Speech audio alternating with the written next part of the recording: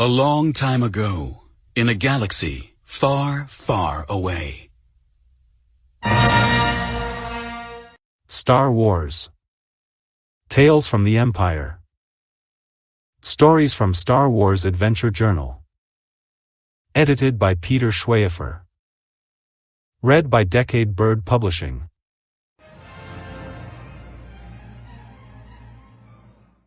Side Trip. Part 1. By Timothy Zahn. The hazy edge of the planet was just disappearing from beneath the hop-skip's control room viewport, and Haber Trell was trying to nurse a little more power from the ship's as always finicky engines, when his partner finally reappeared from her tour aft. "Took you long enough," Trell commented as she dropped into the co-pilot's seat beside him. "Any trouble?" "No more than usual," Marin Darmike told him, digging a hand underneath the silvered clasp tying her dark blonde hair back out of the way and scratching vigorously at her scalp. "The cargo straps managed to hold through that classic signature liftoff of yours. I'd say we didn't get rid of all the itch mites in the hold, though." "Never mind the vermin," Trell growled. Next time they had a 20-grade unbalanced cargo, he promised himself darkly, he'd make her do the liftoff. See how smoothly she managed it. "How about our passengers?" Marin sniffed. "I thought you didn't want to hear about vermin." "Watch it, kiddo," Trell warned. "They're paying good money for us to smuggle these blasters out to Dara 4. "And obviously don't trust us 10 centimeters with them," Marin countered. "They wouldn't be babysitting them like this if they did." Trell shrugged. "Can't say I really blame them for being cautious. Ever since that big defeat or whatever it was out in the Yavin system, the Empire's been spitting fire in 15 directions at once. I've heard that some of the Independents hauling rebellion stuff decided it was safer to take the advance money, dump the cargo, and burn space for better havens." "Yeah, well, I don't like hauling for desperate people," Marin said, shifting the focal point of her scratching to a spot farther down the back of her neck. "They make me nervous." "If they weren't desperate, they wouldn't be paying so well," Trell pointed out reasonably. "Don't worry, this'll be the last time we have to deal with them." "I've heard that before," Marin said, sniffing again. The proximity sensor alert began to warble, and she leaned forward to key for a readout. "Sure, this'll pay for the engine upgrades you want, but then you'll want sensor upgrades, and—" She broke off. "What?" Trell demanded. "Star Destroyer," she said grimly, activating the weapons section of her board and keying in the power boosters. "Coming up fast behind us." "Terrific," Trell growled, checking the nav computer. If they could escape to light speed. But no, the ship was still too close to the planet. "What's their vector?" "Straight toward us," Marin told him. "I suppose it's too late to dump the cargo and try to look innocent." "Freighter Hop-Skip, this is Captain Nyrise of the Imperial Star Destroyer at Monitor," a gruff voice boomed from the speaker. "I'd like a word with you aboard my ship, if I may." The last word was punctuated by a single gentle shiver running through the deck beneath them as a tractor beam locked on. "Yeah, I'd say it's definitely too late to dump the cargo," Trell sighed. "Let's hope they're just on a fishing expedition." He keyed for transmission. "This is Haber Trell aboard the Hop-Skip," he said. "We'd be honored to speak with you, Captain." "Well," Captain Nyrise said, his voice echoing across the vast emptiness of the hangar deck as he eyed the 4 beings standing in front of him. "Most interesting. Our records show the Hop-Skip as having 2 crew members, not 4. His gaze paused on Reg Winward. "Newly hired, are you?" "Our previous ship had to leave Traumanos in something of a hurry," Reg told him, striving to keep his voice casual. The fake ID the rebellion had provided him was a good one, but if the Imperials decided to dig past it they would undoubtedly come up with his recent connection with the Mos Eisley police on Tatooine. That wasn't a connection he was anxious for them to find. "We needed a ride to Shibrik," he continued, "and since Captain Trell was going that way, he was kind enough to offer us passage." For a hefty fee, I imagine, Nairais said, his eyes shifting to the muscular Tunroth standing at Reed's right. Rare to see a Tunroth in these parts. You're a certified hunter, I presume? Sterlin, Wraith Para rumbled, his voice almost subsonic. That's a 12th class hunter, Reed translated, trying to draw Nairais' attention back to him. Para's distinguished service with Churhi's riflemen would raise even more eyebrows than Reed's own record if the Imperials found it. Excellent, Nairais said. A hunter's talents may prove useful on this mission. At Reed's left, Trell cleared his throat. Mission? He asked carefully. Yes. Nairais gestured, and a lieutenant standing beside him stepped forward and offered Trell a datapad. I want you to take a cargo to Corellia for me. Excuse me? Trell asked carefully as he took the datapad. You want me to? I need a civilian freighter for this job, Nairais said. His voice was gruff, but Reed could hear a distinct undertone of distaste. I don't have one. You do. I also don't have time to locate someone else to do the job. You're here. You're it. Reed craned his neck to look over Trell's shoulder at the datapad, his earlier trepidation about their IDs and cargo giving way to cautious excitement. For a Star Destroyer captain to ask for help of any sort, especially from a scruffy civilian freighter pilot, was practically unheard of. It implied urgency and desperation, and anything that bothered a senior Imperial officer that much was definitely something a good rebel agent ought to look into. What do you think? He prompted. Trell shook his head. I don't know, he said. It'll throw our schedule all to blazes and back. Reed ran a series of highly vulgar words through his mind, making sure the frustration didn't show on his face. Trell, unfortunately, was not a rebel agent, good or otherwise, and he clearly wanted nothing to do with any of this. It wouldn't take all that long, he cajoled carefully. And all good citizens have a duty to help out. No, Trell said firmly, offering the datapad back to the lieutenant. I'm sorry, Captain, but we just don't have time. Our cargo's due on Shibrik. Your cargo consists of 600 cases of Pashkin sausages, Nairais interrupted coldly. I presume you're aware that the governor has recently decreed that all foodstuff exports now require an imperial license. Trell's mouth dropped open a couple of millimeters. That's impossible, he said. I mean, the inspectors didn't say anything about that. Just how recent was this decree? Marin asked suspiciously. Nairais gave her a thin smile. Approximately 10 minutes ago. Reed felt his stomach tighten. Urgency and desperation, indeed. Offhand, I'd say we've been set up, he murmured to Trell.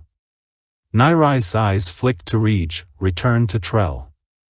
I am, however, prepared to waive that requirement this one time, he continued. Provided you're prepared in turn to deliver your sausages a little late. As opposed to not delivering them at all, Trell countered. Nairais shrugged. Something like that. Trell looked at Marin, who shrugged. It's a 2-day round trip to Corellia from here, she said. Add in delivery time, and we're talking 3 days, tops. It'll be a scramble, but our schedule can probably absorb that. Not that we have much choice in the matter. Trell looked back at Nairais. I guess we'd be delighted to help you out, Captain. What's the cargo, and when do we leave? The cargo is 200 small boxes, Nairais said. That's all you need to know about it. As for departure, you'll leave as soon as your sausages are offloaded and the new cargo put aboard. At Reed's side, Para rumbled again, and Reed had to fight to keep his own face expressionless. If some bored Imperial took it into his head to poke around beneath the top 3 layers of sausages in each box. Don't worry, we'll keep them cool. Nairais promised. There won't be any spoilage. I'm sure they'll be safe, Trell said. Where does this cargo of yours go? Your guide will fill you in on those details, Nairais said, gesturing behind them. Reach turned to look and felt the breath catch in his throat.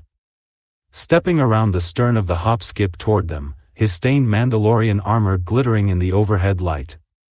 Trell swore under his breath. Boba Fett. It's not Fett, Nyrise corrected. Merely, shall we say, an admirer of his. A former admirer, the armored figure corrected, his voice dark and muffled. The name is Jodo Cast. And I'm better than Fett. Not that that means much, Nyrise said, his lip twisting.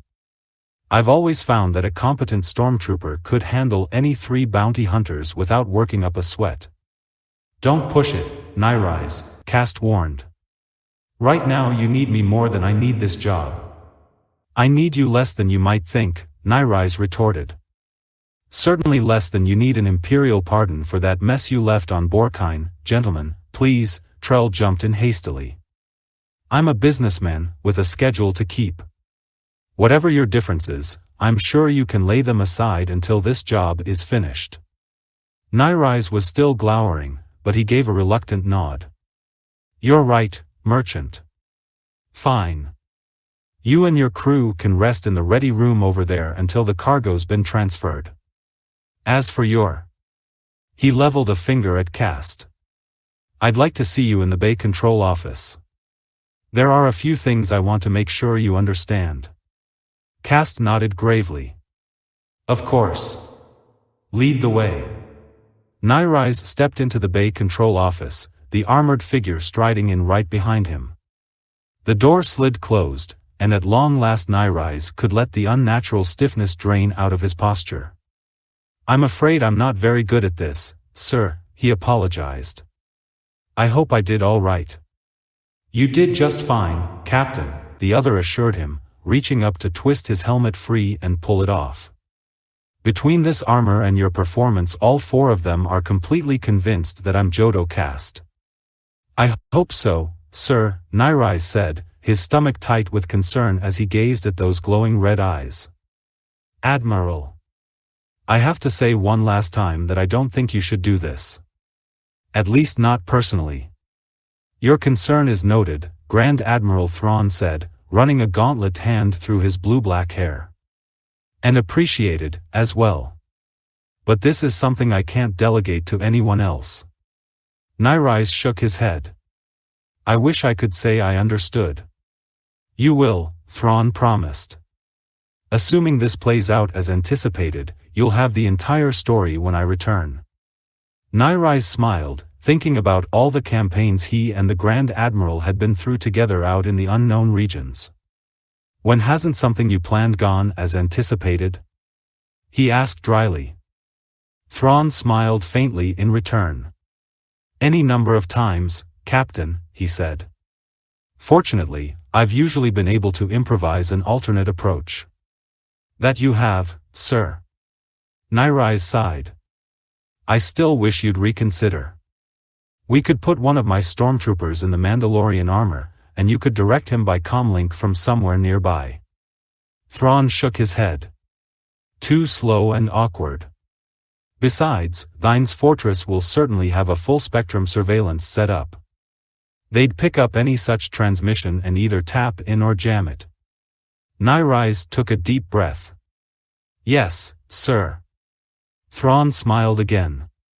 Don't worry, Captain, I'll be fine.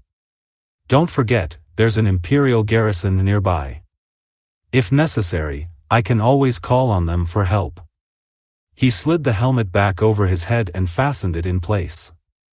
I'd better go supervise the cargo transfer. We wouldn't want Merchant Trell's precious sausages to be damaged. I'll see you in a few days. Yes, sir, Nyrise said. Good luck, Admiral. It was called Treasure Ship Row, and it was billed as the most exotic and eclectic trading bazaar anywhere in the Empire. Dozens of booths and shops of every size and description ran its length, with hundreds more nestled up against its edges, weaving in and out of Coronet's city proper. Humans and aliens sat at open-air counters or stood beside doorways, hawking their wares to the thousands of beings jostling their way through the narrow streets. A vibrant, exciting place, but for Trell, a bit intimidating as well. The merchant part of him was intrigued by the range of merchandise available, as well as by the variety of potential customers an enterprising dealer could sell those goods to. But at the same time, the part of him that had driven him into the isolation of space in the first place felt distinctly ill at ease in the middle of such crowds. Marin, walking beside him, didn't seem to feel any such discomfort. Neither did the two rebel agents, striding along behind him. As for Cast, in the lead, he doubted any of them could tell what he was feeling. Or cared, for that matter. Where exactly are we going? Marin asked, taking an extra long step to get in close behind Cast. This way, Cast said, veering through the crowd toward the side. The others followed, and a moment later all five were standing in the narrow walkway between two shuttered booths. Here? Trell demanded. The booth you want is 5 ahead on the left, Cast told them. Curio shop, owner's named Sadge. He pointed a gloved finger at Trell, will tell him you have a cargo for Borber Krisk and ask for delivery instructions. What about the rest of us? Reej asked. You'll go out first, Cast said. Stay out of the conversation, but watch and listen. Trell looked out into the flow of the crowd, a shiver running down his neck.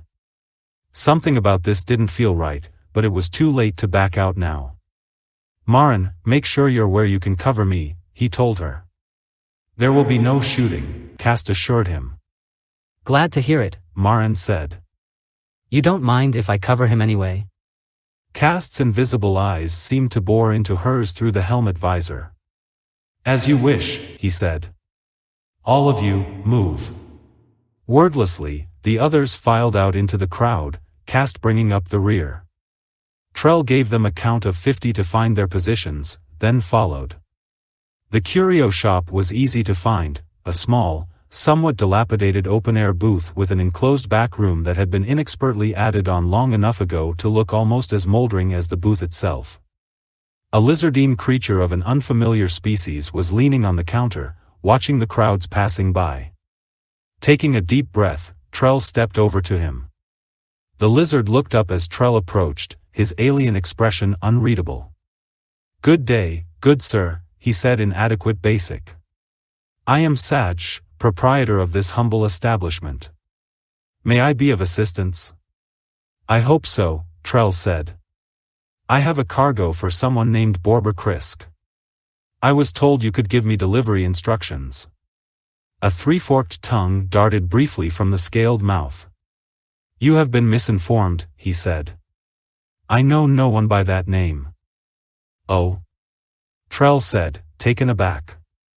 Are you sure? The tongue flicked again. Do you doubt my word?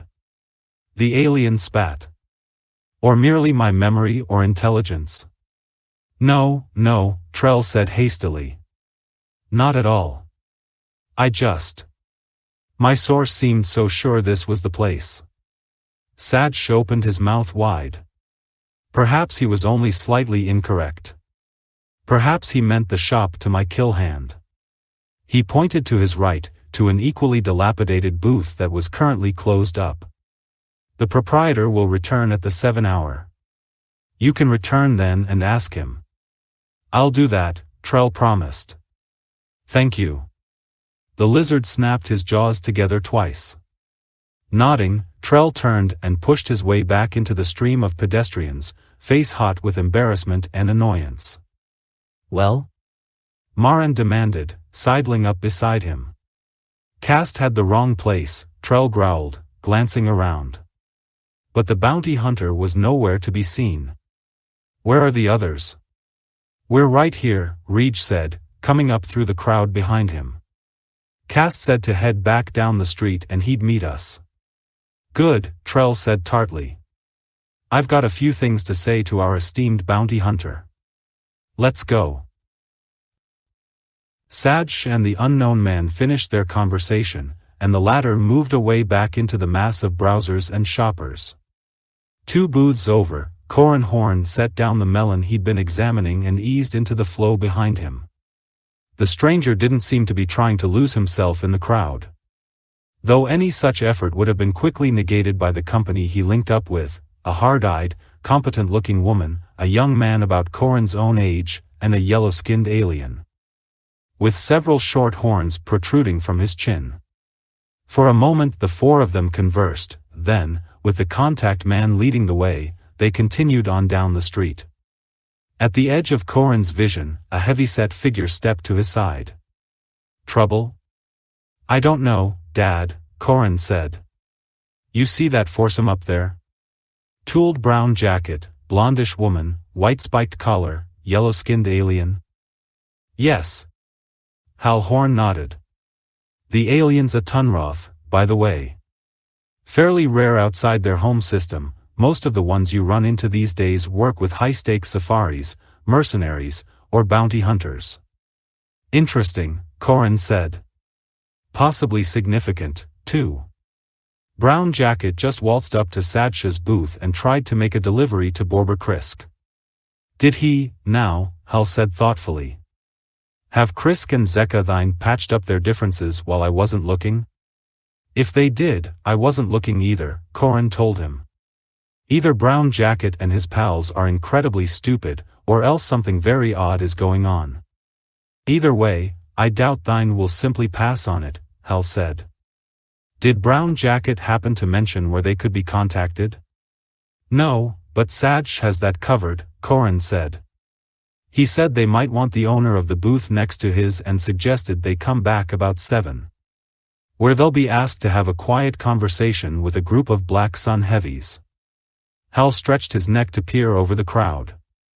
Well, the plot thickens. Look who our innocents have hooked up with." Corin rose up on tiptoes. "There was Brown Jacket and his friends, and with them, I'll be shragged," he breathed. "Is that Boba Fett?" "No, I don't think so," Hal said. "Possibly Jodo Cast, though I'd have to get a closer look at the armor to be sure." "Well, whoever it is, we've definitely moved into the big time," Corin pointed out. "Mandalorian armor doesn't come cheap." "When you can find it at all," the Elder Horn agreed. "This is getting odder by the minute. I take it you've had some thoughts already?" "Only one, really," Corin said. The group was moving off again, and he and his father set off to follow. "Thine wouldn't be stupid enough to kill them out of hand, certainly not until he knows who they are and what their connection is to Krisk. That probably means bringing them to the fortress." "And you think you might be able to invite yourself along?" "I know it's risky." "Risky isn't exactly the word I had in mind," Hal interrupted. "Getting into the fortress is only the first step, you know. You think you'll be able to simply march up to thine, slap the restraints on him in the name of Corellian security, and march him out?" "We do have the legal authority to do that, you know," Corin reminded him. "Which means nothing at all inside his stronghold," Hal countered. "You have any idea how many Core Sec agents have gone after top Black Sun lieutenants like thine and simply vanished?" Corin grimaced. "I know," he said. "But that's not going to happen this time. And if getting into the fortress is only the first step, it still is the first step." The Elder Horn shook his head. "Risky still doesn't begin to cover it. For starters, we don't even know what game Brown Jacket and his Mandalorian friend are playing." "Then it's time we found out," Corin said. "Let's stay close and see if we can find an opportunity to introduce ourselves." They had gone perhaps 2 blocks, though where Cast was leading them Trell hadn't the faintest idea, when they heard the shout. "Come on!" "What was that?"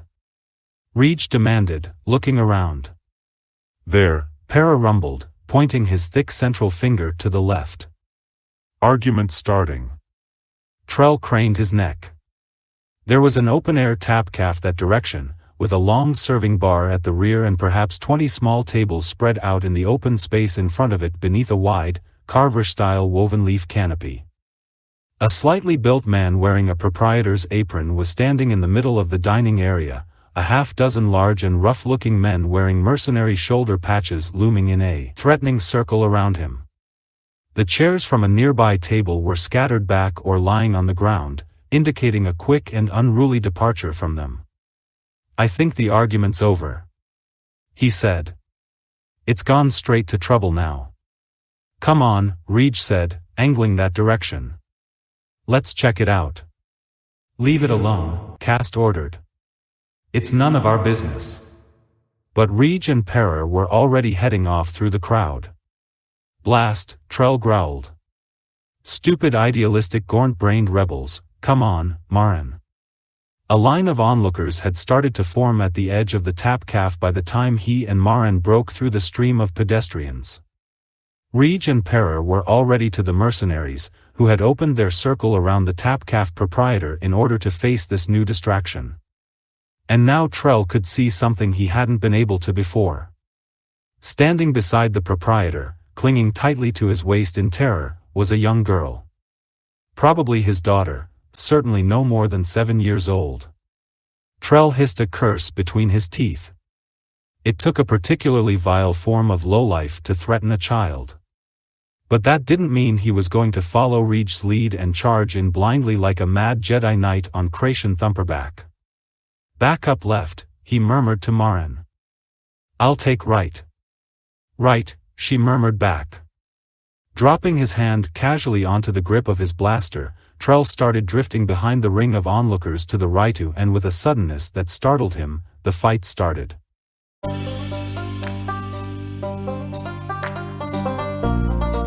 Not with blasters, which had been his main fear, but with hands and feet as the two closest mercenaries lashed out at Reed and Perrer. With 3-to-1 odds on their side, the mercs must have felt weapons to be unnecessary. They got a shock. Reed had clearly had some good training in unarmed combat, and Perrer was a lot faster than Trell would have guessed from the alien's bulk. Reed's counterattack sent his opponent reeling back, Perrer's threw his merc slamming back with a horrendous crash into one of the other tables, sending it spinning and scattering its chairs across the floor. Someone swore viciously. The downed merc scrambled to his feet and rejoined his comrades, their former casual semicircle now reformed into a deadly, no-nonsense combat line facing their attackers. The proprietor had taken advantage of the distraction to hustle his daughter back across to the bar. Heaving her up and over to the relative safety behind it, he turned back to watch. For a long moment the combatants stood motionless facing each other. Trell kept drifting toward his chosen backup position, his eyes on the mercs, his hand tightening on his blaster. Would they draw now, in which case Reed and Perrer were probably dead? Or would sheer pride dictate they beat such insolent opponents bloody with their bare hands? The watching crowd was obviously wondering the same thing. Trell could feel their tension, their excitement, their bloodlust.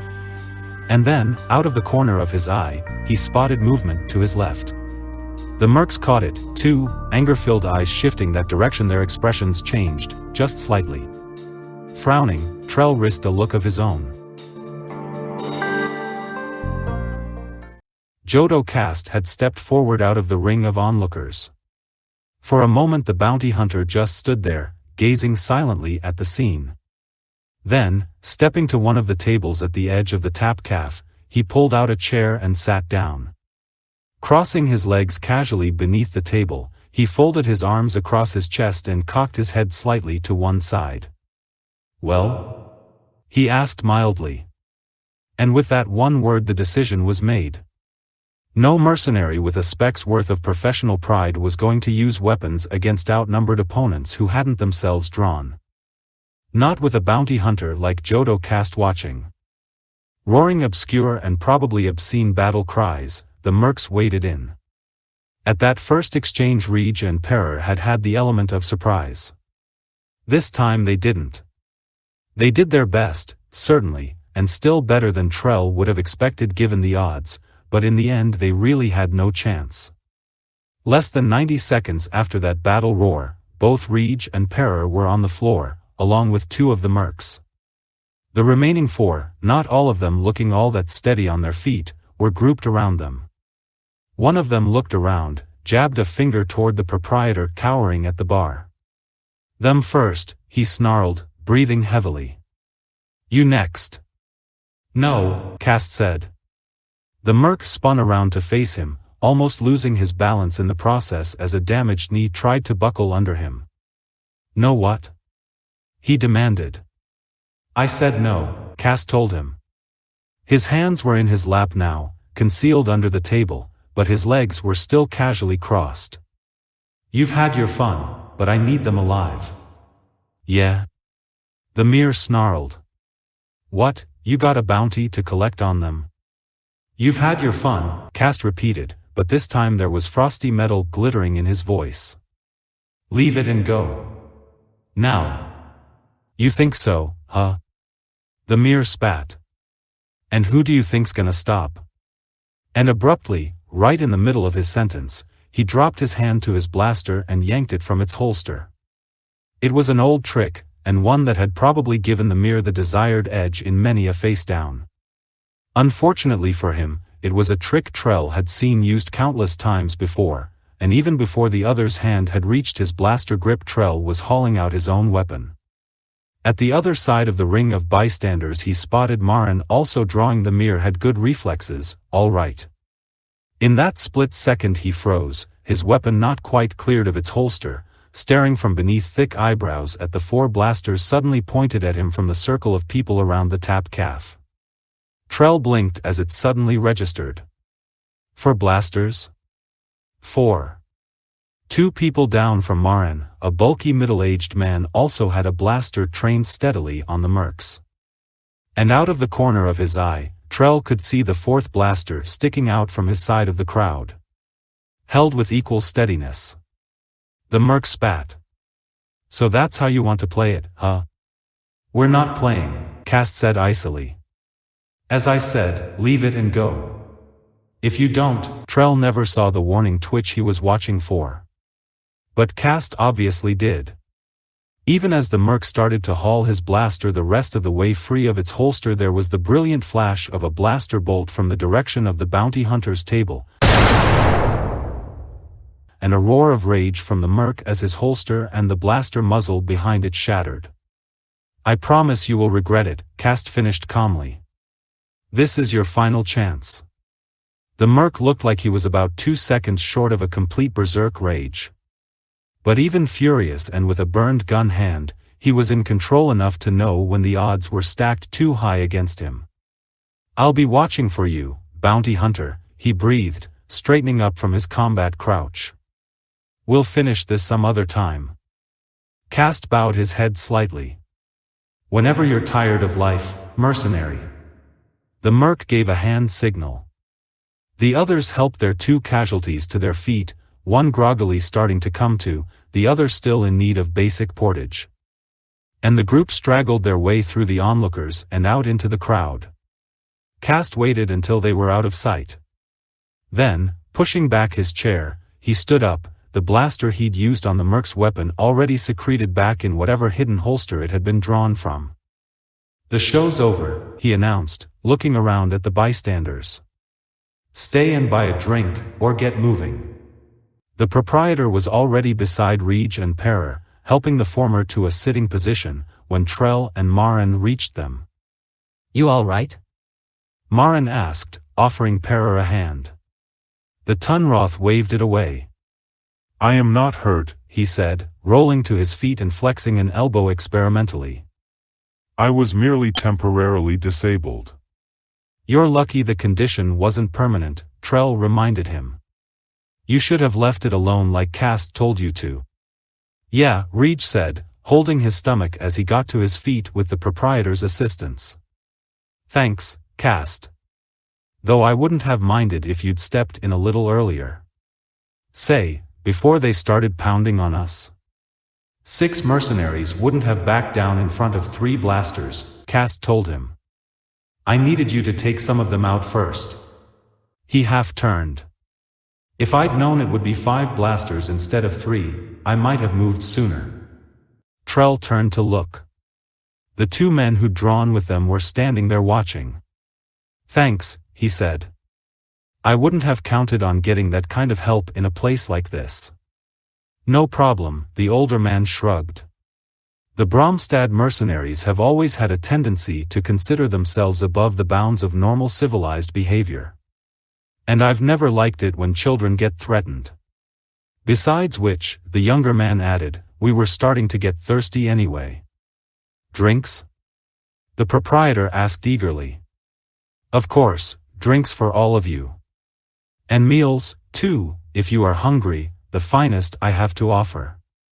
We'll take the long table in the back, Cast said. And some privacy. Yes, good sir, immediately. The proprietor said.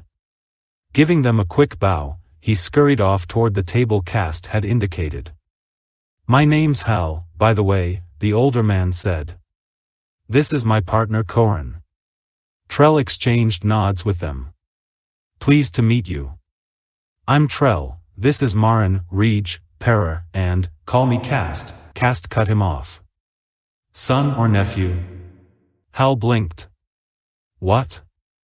Is Corin your son or nephew? Cast amplified. There's a family resemblance about the eyes. People have mentioned that before, Corin spoke up. Actually, it's just coincidence. As far as we know, we're not related. Cast nodded once, slowly. Ah. The table seems ready, Hal said, pointing in that direction. Shall we go sit down? Oh, sure, Hal said, taking a sip from his second drink. Everyone around here has heard of Borber Krisk. Fairly small-time criminal, though, as criminals go, strictly local to the Corellian system. Of course, if you're looking for impressive intersystem criminals, we've got some of those, too. We're not interested in impressiveness, Trell pointed out. Criminal or otherwise. We've got a cargo to deliver to this Krisk character, and then we're out of here. Yes, you mentioned that, Corin agreed, eyeing the other and trying to read him. It was hard to believe these people were really the simple errand boys they appeared, especially after the incident with the mercenaries. But if this was some kind of deeply clever plan, he was blamed if he could figure it out. At least, not from the outside. It was about time he made his pitch to get a little closer to the middle. The thing is this, he went on, looking around the table. Two things, actually. Number one, considering who Krisk is, your cargo is probably illegal and certainly valuable. That means that you not only have to worry about Corellian security coming down on you, but also other criminals who might try to take it off your hands. And number two, he hesitated, just slightly, the reason Hal and I came to Corellia in the first place was hoping to find jobs with Krisk's organization. You're kidding, Reg said. Doing what? Anything, really, Hal said. Our last job went really sour, and we need to recoup our losses. That's why we were following you, see, Corin said. I overheard Trell talking about Krisk, and thought, well. We thought maybe we could go with you when you went back to see him tonight. Hal took the plunge. Trell and Marin exchanged glances. Well, we don't actually know we're seeing him tonight, Reg pointed out. That other booth owner may not know anything more about Krisk than Sajj did. That's a good point, Trell agreed, throwing an odd look at Cast. This could be nothing but a blind alley. Well, in that case, you'll need help finding him, Hal said with a wonderfully genuine-sounding eagerness. Corin and I are locals, we have all sorts of contacts around the area. We can help you find him. One of you can go, Cast said. Corin looked at the bounty hunter, blinking in mild surprise. It was the first time he'd spoken since they'd sat down at the table. Ah, good, he said. Just one of us? Just him, Cast said, nodding toward Hal. Trell and the Tunroth will go with him. I'll be behind as rear guard. What about Reg and me? Marin asked. You two and Corin will go back to the ship, Cast told her. You'll transfer the cargo onto the ship's land speeder so it'll be ready for delivery. Trell and Marin eyed each other again, and Corin could see neither was particularly happy with the arrangement. It was equally clear, though, that neither was all that eager to argue the point with the bounty hunter. All right, Trell said with a grimace. Fine. What happens if no one at that other booth knows where Krisk is either? That won't be a problem, Cast said. Trust me. Interesting person, Jodo cast, Hal commented as the three of them headed back toward Sadsha's booth. Have you worked with him long? This is the first time, Trell told him, looking around uneasily. There were far fewer shoppers at this hour than there had been earlier, and despite his innate dislike of crowds he found himself feeling unpleasantly exposed right now. Actually, we're not working with him so much as we are working for him. Para, can you see where he's gotten to? No, don't turn around, Hal said quickly. We might be under observation, and we don't want to tip them off that we've got a rear guard. Trell threw him a sideways look. There was something in his voice right then that emphatically did not belong in a down-luck drifter. A tone of authority, spoken by a person who was used to having his orders obeyed. Para rumbled. Trouble, he said. Trell craned his neck. He could see Sadsha's booth ahead now, closed up for the night. The booth beside it, the booth they were headed for, was also closed. Great, he growled, stopping. Still no one there. No, don't stop, a soft voice came from behind him. Trell felt his heart seize up. What? You heard the man, a different voice said, this one coming from behind Hal. Keep walking. With an effort, Trell got his feet moving again. Are you with Borber Krisk? There was a snort. Hardly, the first voice said with obvious contempt. Keep it casual, and don't try to be clever. We'd prefer to deliver you in fully working condition. Trell swallowed hard. Where are we going? For now, behind Sadsha's booth, the other said. After that. You'll see. I'm sure, Trell murmured, heart pounding in his ears. Still, there was one thing the kidnappers didn't know. Jodo Cast, one of the finest bounty hunters in the galaxy, was somewhere behind them. Any minute now he would jump out from wherever he was hiding, blasters blazing with micron accuracy, and flip the tables completely on them. Any minute now, and they'd hear the roar of blasters. Any minute now. He was still waiting for that minute as the kidnappers herded the three of them aboard a speeder truck, sealed the doors, and drove off into the gathering dusk.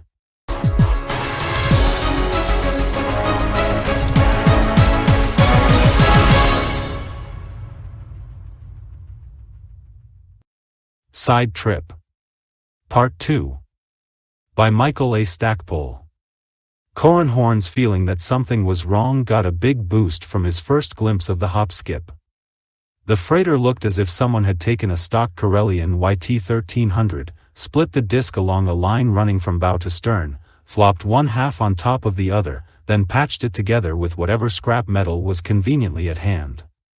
Corran had seen uglier ships, but none that were supposed to be operational. He waited for Reg to close the gateway to the hangar bay before he made a comment. I guess smuggling doesn't pay what it once used to. Moran's hard eyes flashed angrily. We're traders, not smugglers. Corran raised his hands. Call it what you want. With imp rules and regs out there, what starts as a trading trip could end up as a smuggling run. Surprise played through Moran's dark blue eyes, then she turned away and scratched at the back of her neck. I'll get the landspeeder. Her surprise at his comment made her statement come a bit too fast, and Corran thought perhaps he caught a hint of fear in her words. Definitely more here than meets the eye. The second he saw the ship, Corran abandoned any suspicion that these people were hard-edged smugglers coming to deliver supplies to Borber Krisk. The things Krisk needed to wage his little war with Zekathine and Black Sun for supremacy in the Corellian underworld weren't the sorts of things that would be entrusted to the crew of the hop-skip. Actually, for Krisk to depose Thine would require a star destroyer, which this ship isn't, and a legion of stormtroopers, which isn't hidden here. Corran saw Marin disappear through a hatch in the freighter, so he turned his attention to Reg. Shipping with her can't be too rough. She's pretty easy on the eyes. Known her long? The slender man shook his head, then ran a hand across his short, spiky white hair. Just along for the ride. If I do some work, I get some pay by the time we reach our destination. Reej smiled carefully. You been working with your partner long? Off and on. Corin shrugged. Reej's quick questioning of Corin about his background played to most people's tendency to want to talk about themselves. It's a technique you learn to exploit when fishing for information from suspects. Either Reej has had training, is very private, or both. Known him for a long time, but started running together recently. Bonded through bad times, you know? Like you and the Tunroth. You recognize him as a Tunroth? Hal and me, we might be locals, but that doesn't mean we've not been around. Corin took a step back as Marin lowered the rear loading ramp on the hop skip. He got a life debt toward you or something? Life debt is a Wookiee thing. Reej frowned, then started up the ramp to the freighter's hold. Wraith and I are just traveling on the same ship. No connection beyond that. Got it. Corin kept an easy smile on his face while cataloging the information Reej had just supplied him. Corin knew life debts were a matter of Wookiee honor, but he only knew of them because of the Imperial warrants and advisories about Han Solo and the Wookiee working with him. Most folks don't know Wookiees exist or, at best, know imps use them for slave labor. Folks who know more about Wookiees are usually rebel sympathizers. He followed Reej up the ramp and started looking around for clues to what the hopskip's crew was doing in Coronet City. As a member of the Corellian security force, Corin had access to most information about the rebellion and its connections to Corellia. At least I have it when that worthless imp intelligence liaison officer isn't around. While it was true that two of the Alliance's heroes were from Corellia, the Emperor's tightening of his grip on Corellia and the placement of forces on the world had kept the rebel presence down. Corin knew there were rebel cells in residence, and he'd gladly have run any of them in, but he didn't see them being so bold or so desperate as to try to hook up with Krisk. Corin slid past the battered nose of the old landspeeder. Like the ship, it looked as if it had been cobbled together from parts. It only had 2 seats, like a fancy speeder, but had a flat bed grafted onto the back. Except where dents let silvery metal show through, an even, dirt-brown coat of primer covered the vehicle. Not fast, not strong, but beats hauling this stuff on my back. The bank of boxes that Marin and Reej were freeing from cargo net tie-downs immediately attracted his attention. They were uniform in size and nondescript, but that struck Corin as odd. All of them had exteriors formed out of green duraplast that was a couple shades darker than his eyes, yet none of the rectangular boxes bore the streaking and scarring common on duraplast boxes. None had holographic tags, scuff marks or other signs of use, yet all had been bound with duraplast cables and fixed with a holographic seal. As he lifted the first one from the top of the pile, he felt nothing shift inside the boxes, nor was there a need for him to locate the box's balance point. He shook his head. Where did you guys get slight boxes? Marin and Reej both stopped as Corin set his box down on the landspeeder's bed. The woman frowned. What's a slight box? If you don't know what a slight box is, maybe you aren't smugglers. Corin tapped a finger on the top of his box. It looks ordinary, but it has a low-power repulsor lift coil matrix and power supply built into the casing. It neutralizes the weight of whatever is inside. These boxes could be full of thermal detonators or air, and we'd never know. Smugglers developed them to trick customs officials, but most customs droids know what to scan for now. Marin set her box down next to his. Interesting story. Seems you've done more smuggling than we have. Maybe, or maybe I just know more about smuggling than you do. Corin gave her a sly smile. For example, I know no one smuggles a cargo that's made up of unknown items. What's in these things? The woman shook her head, her dark blonde queue lashing her from shoulder to shoulder. Don't know. Don't want to know. I find that hard to believe. Corin frowned at her. I don't know what kind of game you're running here, but these slight boxes won't fool core sex droids. If this is stuff being hauled for the rebels, they'll find it and you'll be in serious trouble. Reej slid his box onto the flat bed. If we were rebels and we knew what was in these boxes and it was meant for the rebels, we'd be a lot more worried about the Empire than we would their puppets here on Corellia. You think core sex people are Imperial puppets? Corin flicked that suggestion away with a wave of his hand. Core sex concerned with the integrity of the Corellian system, nothing more. If they tolerate rebels here, the Imperial presence increases. Who wants that? Reed's brown eyes flashed dangerously.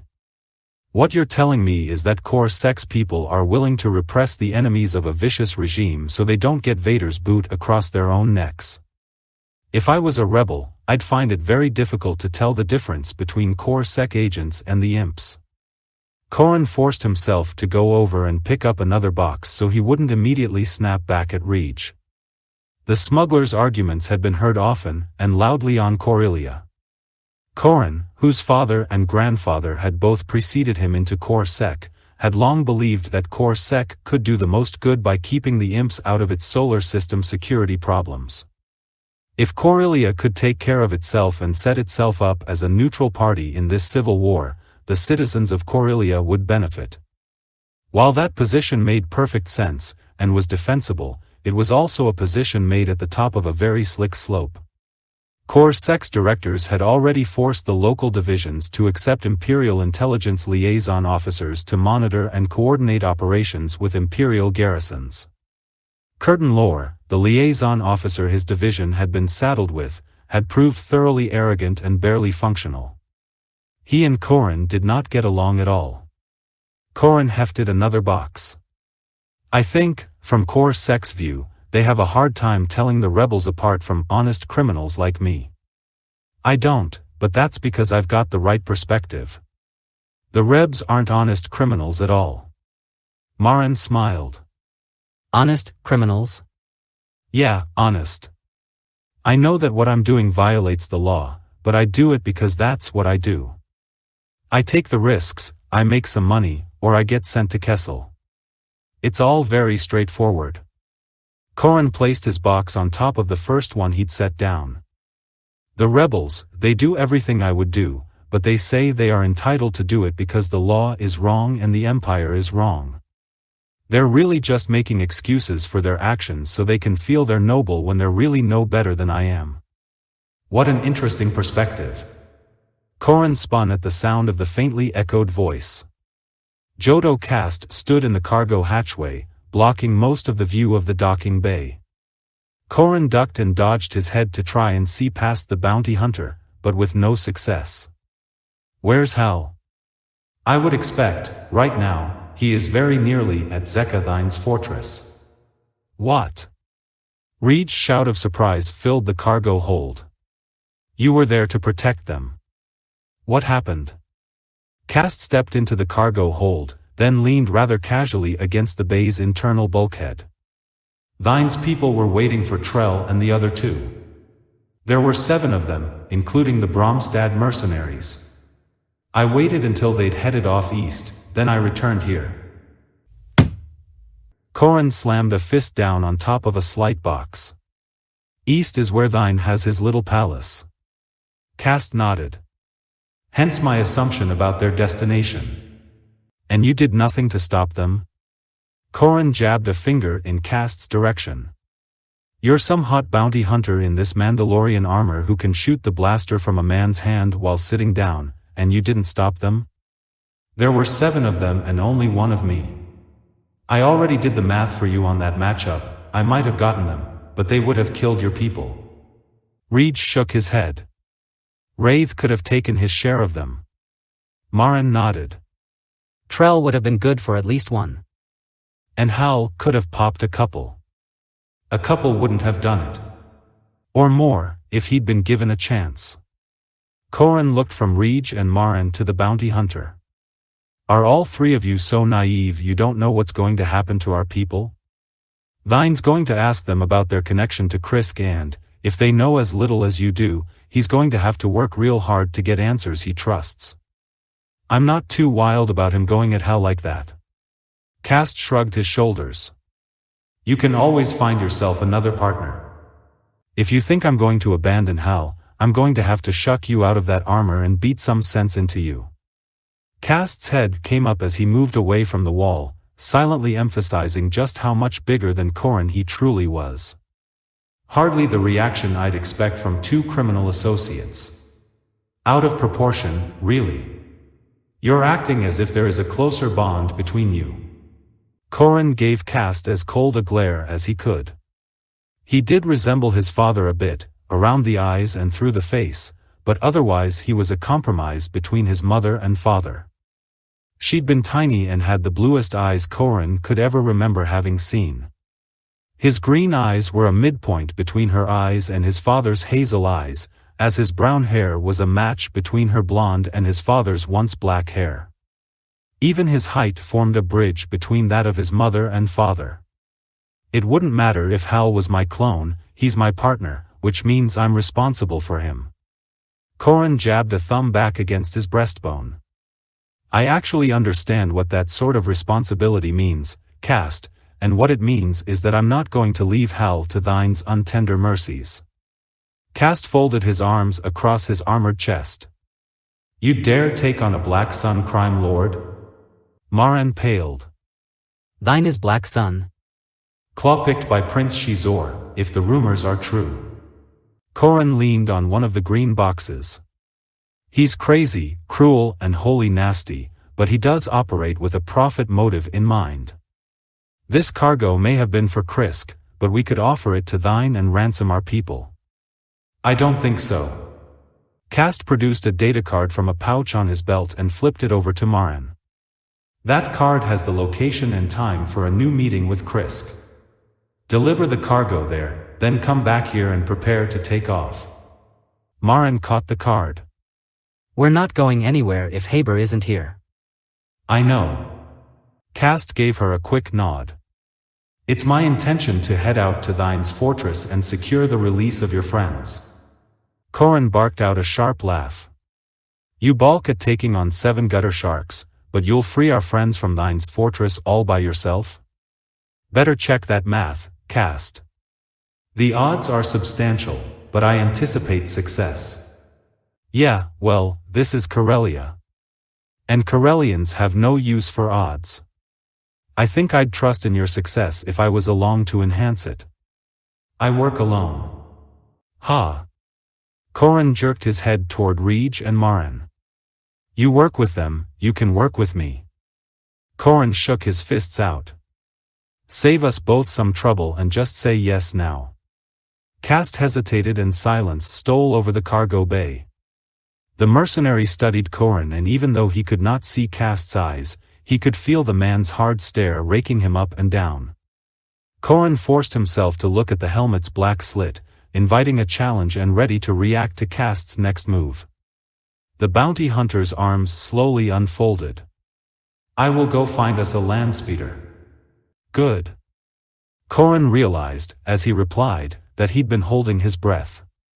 Hal's going to go crazy when he hears what I did. Facing down a bounty hunter like Cast. It had to be done, but it could have been done better. I'd never run away from a fight with a guy like that, but there's no virtue in picking one either. Darkness swallowed Cast's form, then Corin turned and looked at the other two. You're in way over your heads, aren't you? Reg shrugged. I'm not sure what's going on, but I don't like Wraith being captured by a Black Sun crime lord. Well, Borber Krisk isn't much better. We're caught in the arena between 2 Cyborian battle dogs. Neither of these guys plays well with others, as you've seen. Maran brandished the data card.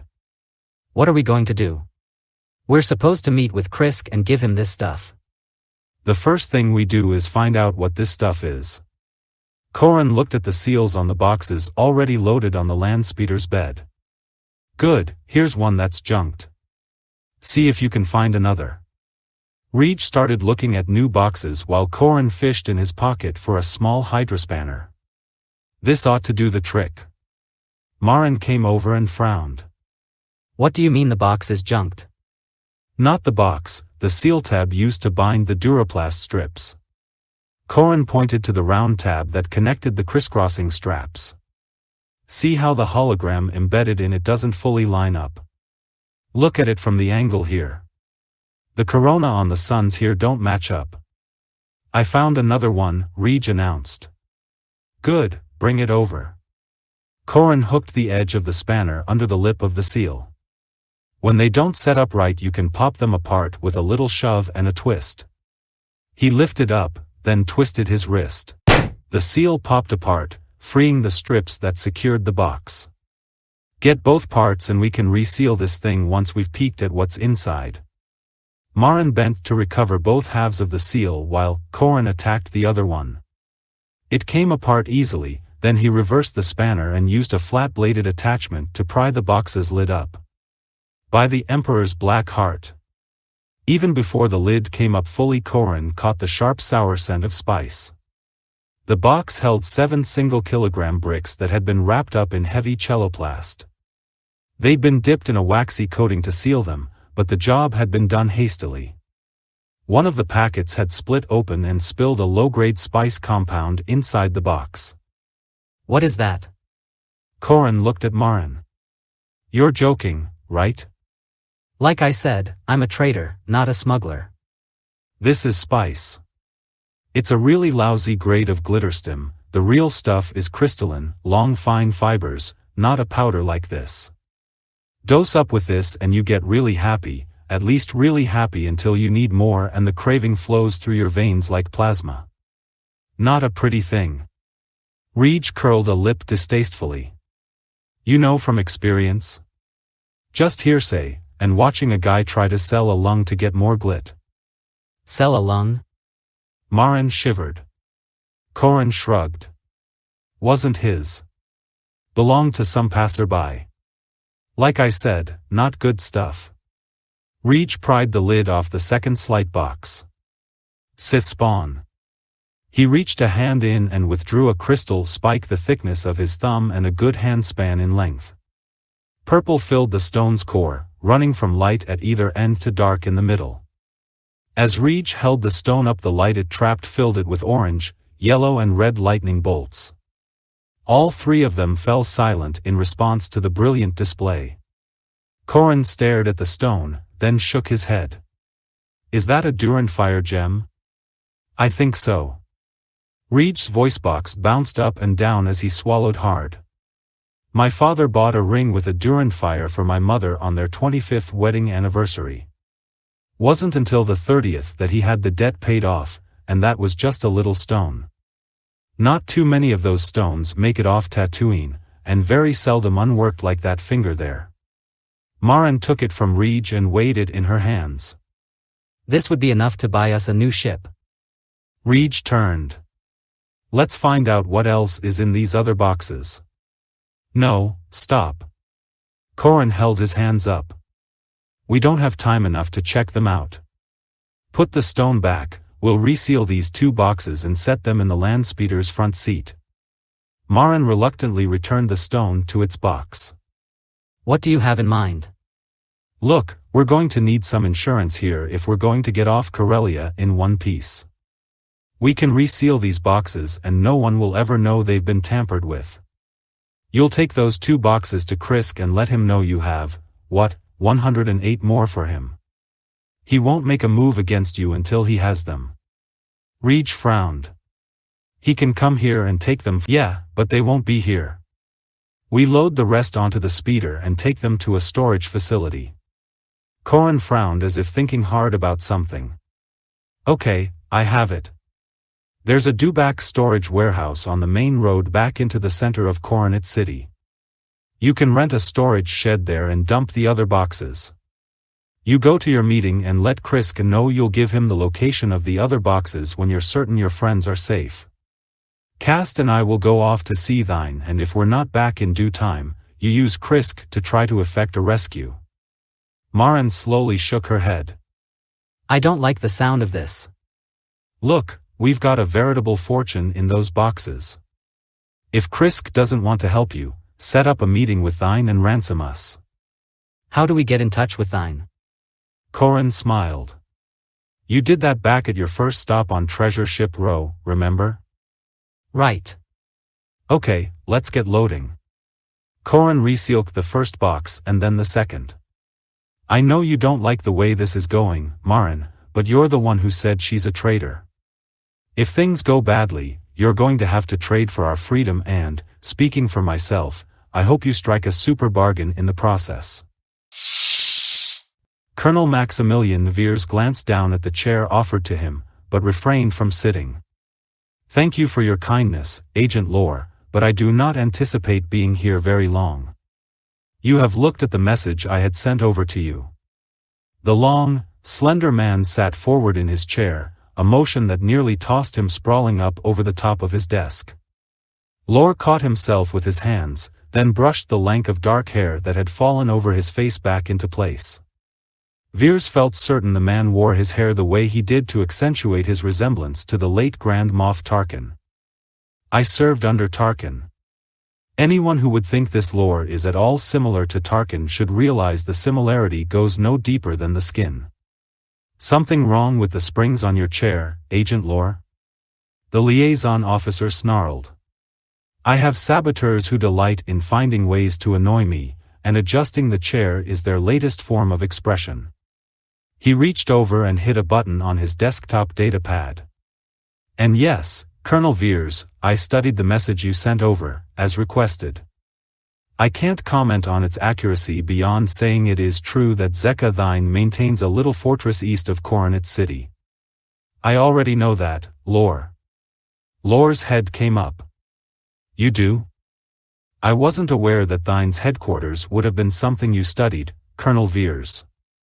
I was unaware the Imperial Armed Forces had been given cause to consider Black Sun facilities potential targets.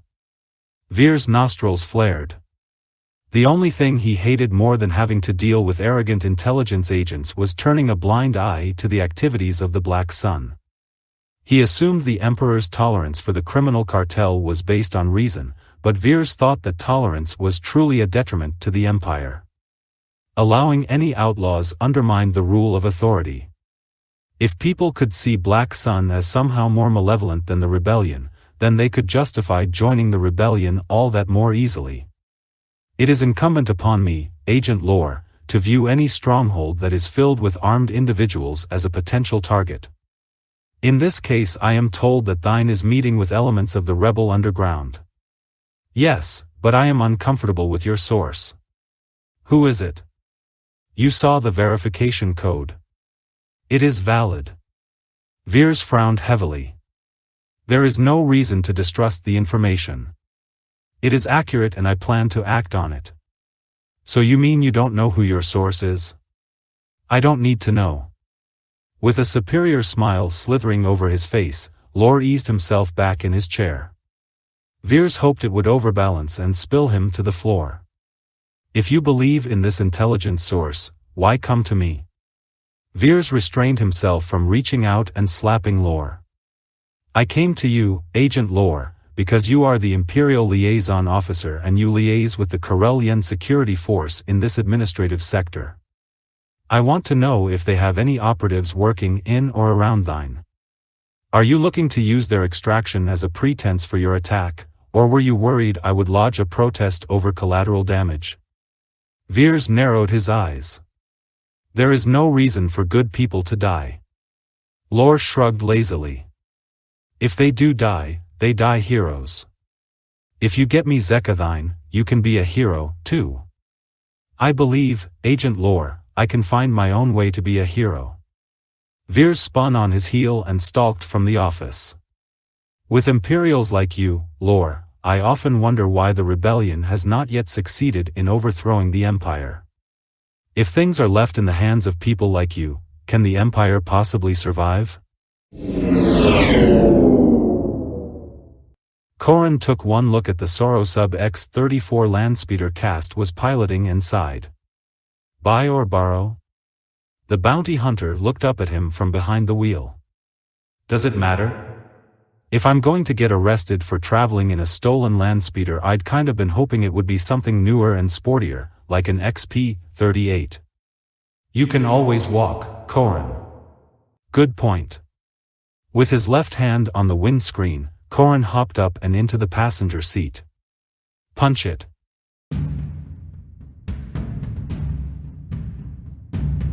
Cast spun the land speeder's wheel, fed power to the repulsor lift coils and eased the throttle forward. How did the loading go? Loading? It went fine. Corin shifted around in the cramped seat. They should be ready to make their rendezvous. Good. Corin heard the correct emphasis and inflection given to the word, but somehow he thought Cast was being something less than genuine in his response. Corin tried to put his finger on it but couldn't, and that bothered him. In the past he'd had an almost sixth sense about hard cases like Cast, but he didn't seem to be able to read the armored mercenary. The fact that my father has been captured by a man who will fillet him is destroying my concentration. Cast piloted the land speeder in toward the center of town. The bright lights and raucous sounds of Coronet City and Treasure Ship Row all started to press in on Corin. As a member of Corps Sec he saw Dirt Dock, Corps Sec slang for Treasure Ship Row, as a dangerous place. While the fringes might not be that bad, and plenty of respectful folks dabbled in minor transgressions at some of the flashier places, there were locations there where even Darth Vader would fear to tread. Corin's grandfather had lamented the changes in the criminal class since the rise of the Empire. Rostek Horn had been in Corps Sec back in the days of Moff Flurry Voru, back when flouting the law had been an art. In those days, Corin had been told, criminals only made war on criminals. The abduction of Hal and Trell never would have been tolerated back then. Civilians would have to get involved with criminal activities a lot more deeply before they were considered fair game. Then Prince Shizor and his Black Sun organization had come to the fore. Shizor had betrayed Voru to the Emperor, in one step eliminating Voru and gaining favor with the Emperor. Shizor had used Corellia as training ground for some of his lieutenants. The most recent and most brutal of them was Zekathine. Corin glanced out of the land speeder as the Dubak storage facility flashed past. As he turned to look back in the direction they were traveling, he caught Cast watching him. Something the matter? You seem to find something interesting out there. Yeah, I did. Think, Corin, think of something good. It was the street art on the walls. Art? You think the defacement of buildings is art? Corin shrugged. It's not the work of Venthan Chasu, but it beats peeling Star Destroyer White for holding my interest. Cast studied Corin for a second or two. How does someone like you know the work of Venthan Chasu? I could lie to you and tell you that my mother used to take me to museums, but you'd see through that. Corin forced himself to stare straight forward as he abandoned the truth and started fashioning a lie from a wild tale a thief he'd once collared had started spinning for him. I knew a guy who said he had a client who would buy anything in the fine arts from Corellia. He said he'd already lifted and sold a handful of paintings, some sculpture, and a couple of holographic dioramas. The client seemed impressed, but wanted more. He was spending credits like they were made of free-floating hydrogen atoms, so this guy said he wanted to plan a heist to hit the Coronet City Museum of Fine Art. He wanted me in on the crew, so I cased the place. Cast nodded slowly. Who was the client? Don't know. My man talked to a broker, then he got tractored by Corps Sec and caught a shuttle to Akritar. He died there. So what did you think of Chas's work? Corin frowned. Why would a bounty hunter care about art and care what I thought about art? It was interesting. The Solonian nude studies were what I liked the best, but not because they were nudes. Solonians have fur, so can they ever really be nude? And if it were nude Solonians I wanted, Corin held his hands up above the windscreen, I could find plenty of them here in Treasure Ship Row. Why did you like them? Chasu caught the two essential elements of Solonians, their sensual, sinewy forms and, because their faces were always obscured, their desire for privacy. Corin shrugged. Some of his other work was fine. What did you think of Palpatine Triumphant? The throne being built of bones gave me nightmares. Corin shivered, knowing the nightmares had not come from the skulls and shattered bones, but the homicidally gleeful expression of joy on the Emperor's face. As a final masterpiece it does the job, but I would have liked to see him return to Solonian studies. His loss was a pity. Cast's helmet turned toward him. There would appear to be more to you than meets the oh. Indeed. The last time Chasu's Solonian nudes were on display at the Fine Arts Museum was 10 years ago. Corin covered his surprise with a smile. Not exactly. New Year's Day, 2 years ago, they were displayed for a private reception for museum patrons. 4 hours, 10,000 credits per person. Corin tapped Cast on the shoulder of his armor. You would have loved it, but you'd have had to get a new paint job on the armor first.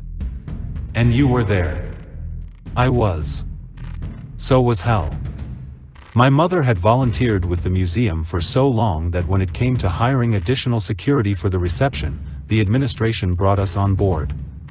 I'll let you know when they throw another of those get-togethers, if you want. Please. I'll have to see if I can obtain an invitation to it. Corin laughed. If you can do that, perhaps you can get us an invitation to visit Thine. How are you planning to get us in there? Cast's voice echoed from within his helmet. I thought I would appeal to thine sense of justice. You'd have an easier time finding the Katana fleet. Corin shook his head. Thine is a human alien mongrel with big blue blots all over his pink-white flesh. His eyes are blood red except for black diamond pupils that are outlined in gold. He's got sharp ears, sharper teeth, and the sharpest sense of retribution you've ever run into this side of a Wookiee bearing a grudge. I heard he shot a spice courier because the courier told Thine she'd borrowed credits from a payoff, but had already repaid the momentary loan, with interest. What would Thine have done had the woman not told him? Killed her more slowly. He's a real artist with a vibroblade. Corin frowned heavily. What Patches lacks in brains he makes up for in feral viciousness. What would you charge to kill him? Cast's head came up just a centimeter or two. Are you asking me to murder him? Corin hesitated for a second. No, I guess I'm not. I was just wondering. I thought maybe if I did it I could consider the amount you'd get paid as some sort of charitable deduction on my taxes. If I paid any, that is. I would not be averse to seeing Thine eliminated, but that is outside the purview of my immediate task. Cast looked over at him. I believe, however, I can get us in to see him. I think the diplomatic approach would be best. I agree. I prefer diplomacy. Corin tapped the blaster holstered beneath his left armpit. I'm also ready in case we have to be undiplomatic. Which means I go low, you go high. Cast nodded solemnly. That shall be our backup plan, then. The bounty hunter piloted the landspeeder with ease through the darkened hills outside Coronet City. Thine's estate had once belonged to a shipping magnate who was arrested and sent to Kessel for smuggling spice. Thine had obtained the deed at auction, after which rumors started through the Corellian underworld suggesting Thine had provided the evidence that got the magnate convicted. Corin always suspected that bit of subterfuge had actually been planned and executed by Prince Shizor, since Thine had not since shown himself to be that clever. As they crested the last hill and came down into the broad valley in which the estate had been built, Corin pointed at the main building. It doesn't look like much, but those rolling hills serve as great revetments and channel an assault force in toward areas where he has mines in place. Up in the towers he's supposed to have E-webs capable of sweeping any soldiers off the grounds. Thine is even supposed to have a bolt hole ready to let him get safely away if trouble starts, which isn't likely. Double thick walls, double pane transparent steel windows, complete electronic censoring systems and 40 to 50 blaster boys make this a pretty tough nut to crack. I've heard Corps Sec has an open warrant to search the place, but without the imp garrison to back them up, no one is stupid enough to try to deliver it. You weren't joking about the sensors. Cass directed the landspeeder toward two men coming out of a side entrance, catching them in the glow of the ride lamps, then turned the speeder to the left and let it settle to the ground. I'll go speak with them. You be ready in case things go badly. You'll give me a sign? Corin watched the bounty hunter unfold himself from the driver's seat and mentally catalogue the weapons he could see. Dumb question. If they fall, I'll come running. He watched Cast approach the two men. The bounty hunter held his hands open and out away from his sides, but not up in any sign that could be taken as surrender. He wants them to know he doesn't intend to kill them, but that he's capable of doing just that given sufficient provocation. The trio met and Corin could hear the buzz of voices, but could make out no words. One of Thine's men spoke into a comlink, then Cast raised his left hand and beckoned Corin forward with a casual flutter of fingers. Corin left the landspeeder and approached the three men, aping Cast's open-handed posture while doing so. One of Thine's men came toward him, clearly intent on taking his blaster, but Corin frowned at him. What, you think I'm stupid enough to try to shoot my way in and out of here? The blaster boy hesitated, then sunk his hands into his pockets. The other Black Sun hireling pointed at Corin. Go ahead, take his blaster. You think he's stupid enough to try to shoot his way in and out of here? The first gunman shook his head. Let's take them to the boss. We don't want to keep him waiting. True. Follow us. Their guides conducted them to the main entrance and into a foyer that Corin thought might have once rivaled that of the Coronet City Museum of Fine Art for splendor. Rose granite and black marble had been inset into the floor in a complex and chaotic pattern. A stone staircase spiraled up to the second and third floors, and drew the eyes upward to the holographic representation of the night sky above them. Small alcoves in the walls housed statuary, and huge goldenrod wall panels provided ample space for the display of a vast array of paintings and original holographic works of art. It's amazing how something that could have been so beautiful can so easily be made so vulgar. It seemed as if Thine's definition of art was intimately wrapped up with the concepts of nudity, excess, and a color scheme that relied heavily on pinks, purples, and an irritatingly vibrant shade of green. Some of the statuary, what little of it actually could have found a home in the Museum of Fine Arts, had been garishly corrected by application of this color scheme, with excess paint having spilled down the walls. The paintings showed Corin a view of models he thought more appropriate for xenobiological textbooks, and the holographs seemed the visual equivalent of a high-pitched scream. How much were you going to offer me to kill him? Cast whispered. Not enough. They followed their guides through the foyer and a huge set of double doors into Thine's office. Here the clash of artworks had a new element added to it, a war between style of furnishings. Thine's desk had been carved from deep brown Vuillieu tree wood and was in itself a work of art. Surrounding it were other pressed-form duraplast and fiberplast chairs and tables, the sort of things that could be left out in a glen because weather would not hurt them. A few stainless steel tables topped with transparent steel sheets completed the decor, and a riot of lamps, no two matching, provided illumination for it all. Corin looked over at Hal and caught a brave nod from him despite the twin lines of blood dripping down from his nose. Haber Trell looked in worse shape, with a rapidly swelling eye and an inert vibroblade stuck into the seat of his chair between his thighs. The Tunrotha's yellow flesh had grayed up a bit, and a dollop of bluish blood trickled from one nostril, but Wraith otherwise looked alert. Zeka Thine smiled at Cast, and Corin found the expression nothing short of obscene. Ah, Jodo Cast, finally we meet. Normally I do not retain an individual I have not met, but your reputation precedes you. I decided the credits were well spent. Thine's scarlet gaze sharpened. Don't disappoint me. I have no intention of doing so. With a swift, smooth motion, Cast drew a blaster in his right hand and jammed the muzzle against Corin's left temple. Haber Trell and the Tunroth are assassins who were hired by Borber Krisk to eliminate you. Their partners are even now arranging for Krisk to fill a couple hundred slight boxes with the price for your head. That's not true. Haber Trell snarled angrily. He's lying. Thine silenced him with a backhanded slap. So who are these other two?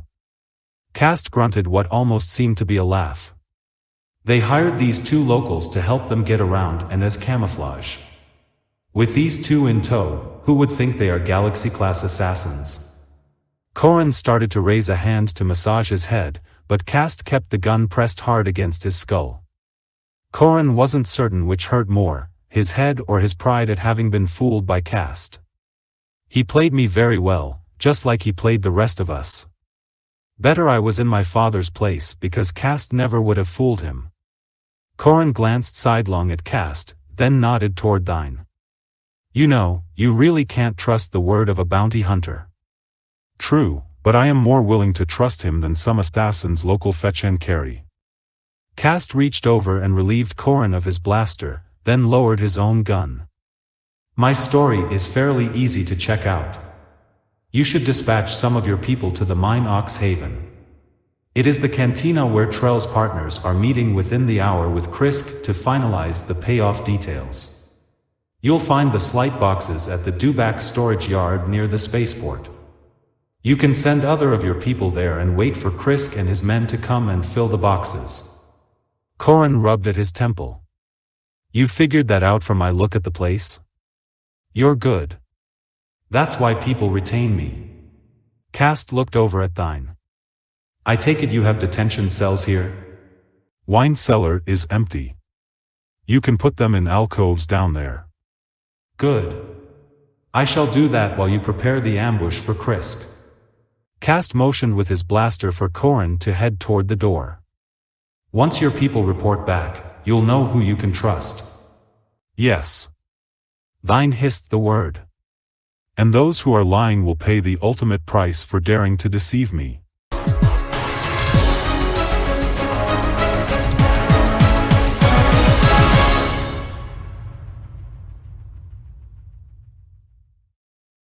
Side Trip.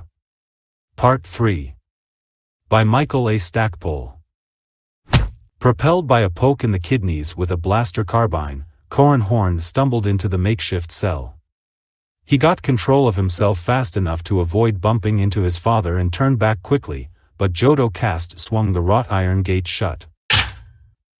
That effectively sealed the two horns in a small, dusty grotto that had once been home to a fine collection of wines from throughout the empire. At least that's the impression I get from all the broken bottle bits on the floor.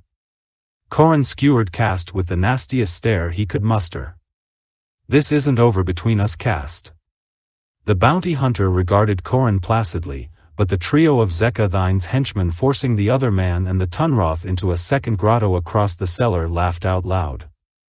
Their leader, the beefy, red-haired man who had given Corin the shove, sneered at the undercover Corellian security force officer. You're strictly small time, pal. The boss isn't going to give you a crack at this guy. I'll be the one to take care of you. Oh?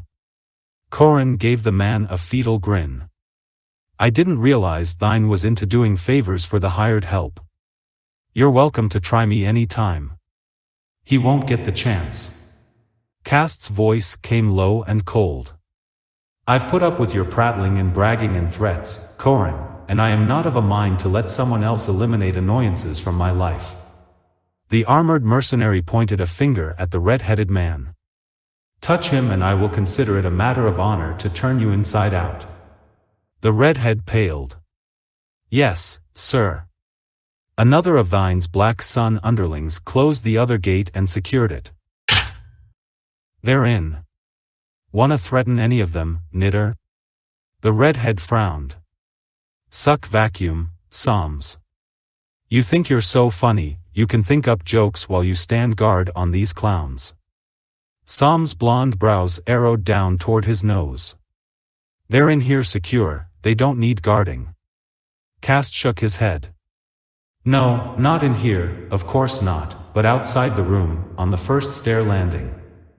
There you can hear commotion from in here or the main floor and be able to respond. Knitter shoved his blaster carbine into Psalm's hands. You heard him. Corin smiled. Just what I expected, Cast. You want someone stationed between you and me. Cast grabbed the grate's iron bars and shook it once, hard. The metal rattled loudly and, startled, Corin involuntarily took a step back. Knitter, Psalms, and the third black sunner started laughing, but their mirth didn't stop Corin from hearing Cast's reply to his remark. "I've no fear of you, Corin. I look forward to you getting out of here because with thine sending his blaster boys off to ambush Marin and Rege, I'm pretty much assured that I'm all that stands between you and your freedom. You may be good, you may even be better than I give you credit for being, but I'm still better." Corin's left temple throbbed from where Cast had jammed his blaster pistol against it. "Keep thinking that, Cast, and don't be surprised when I prove you wrong. Come see me, Corin, when your boasts are not idle." Cast turned and herded the rest of the men from the small room. An old wooden door closed behind him and clicked shut. Corin stared after him for a moment, then spun on his heel and swore. "Sith spawn. That son of a rancor played me for an idiot." He looked up at his father. "I'm sorry, Dad. I really made a mess of things." The elder Horn's hazel eyes narrowed. "How do you plot our predicament being your fault? I should have known there was something wrong." Corin scrubbed his hands over his face. "Their ship, the Hop Skip, is a piece of trash that Krisk wouldn't use to haul dead bodies, much less valuable merchandise. The others had no idea what was in their cargo hold, and it turned out to be full of slight boxes." Hal frowned. "Slight boxes are hardly state-of-the-art for smugglers these days. It's almost as if they wanted to be caught." "Right, exactly." Corin leaned against a fiberplast wine rack built into the grotto's wall. "Cast told thine the boxes are empty, but I found some with junked Hula seals and popped them. One box had spice, strictly joydust grade, but spice nonetheless, and the other had a fortune in uncut Durandfire gems.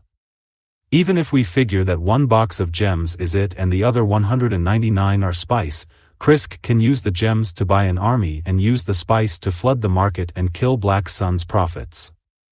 Hal Horn turned a wooden winebox over and sat. "So what you're telling me is that we have non-smugglers bringing in 200 slight boxes and they have no idea what's in them. You find gems and spice in two and the shipment is headed for Krisk. Krisk himself can't put together that sort of shipment, so he has a backer." "Who?" Corin frowned. "The gems come from Tatooine. Isn't there a Hutt out there working the spice trade? Japa or Jada or something like that, yes. He's powerful there, but expanding into Corellia? That's too bold a move." Hal's mouth opened, then he shook his head. He motioned his son aside and looked past Corin toward the other cell. "Haber Trell, how long have you known Jodo Cast?" The Hop Skip's pilot stood and grasped the bars of his prison. "I don't know him. He's along for the ride." "Yes." Hal leaned back against the wall and laughed lightly. "That's it." Corin shook his head. "You're saying Cast is behind the shipment going to Krisk? But that makes no sense since he's told thine's people where to find the boxes with the spice and gems." "No, Corin, Cast isn't the mastermind, he's what's being smuggled into Corellia." Corin's jaw shot open. "It doesn't make any sense." "No?" Hal gave Corin an appraising glance, of the sort that in the past had warned Corin that his father thought he was being lazy in his thinking. "What do you make of Cast's last remark?" Corin thought back. "He was taunting me." "Agreed, but what did he tell us by taunting you?" The sigh came up all the way from Corin's toes. "He told us that he was all that stood between us and freedom, that thine's guys are all gone. He told me to come find him when we got free." Corin slapped his forehead with the heel of his hand. "I should have seen that." "You did." "Yeah, but it took you to point it out to me." Corin shook his head and toed the neck of a broken bottle. "There are times when my brain just doesn't work." "No, Corin, your brain works fine." Hal kept his tone even, but pointed a finger at his son. "You just need to focus your thinking. You're angry because of how Cast tricked you, and I think you were a bit afraid for how I was doing. Right on both counts." It's understandable, son, and appreciated in the case of your concern for me, but you can't let your emotions and incidental things deflect you. I know that, Dad. I really do. He smiled at his father. I try to follow your example, but you're better at it than I am. I have a few years on you, Corin. It's more than just the years, Dad. Corin winced. I never would have read Cast's message right the way you did. The elder Horn's eyes twinkled. I have to admit to you, Corin, I cheated this time out. What? Hal pointed past him. Up there, on the bars. Cast shook. See what that little thing is, will you? Corin turned and looked closely at the bars. Where Cast had grasped one in his right hand, Corin saw a small black cylinder about a handspan in length and about the diameter of a blaster bolt. He freed it from the bar with a tug, leaving an adhesive residue on the wrought iron, and felt a small button beneath his thumb, near the cylinder's tip. Be careful with that, Corin. The younger man nodded and hit the button.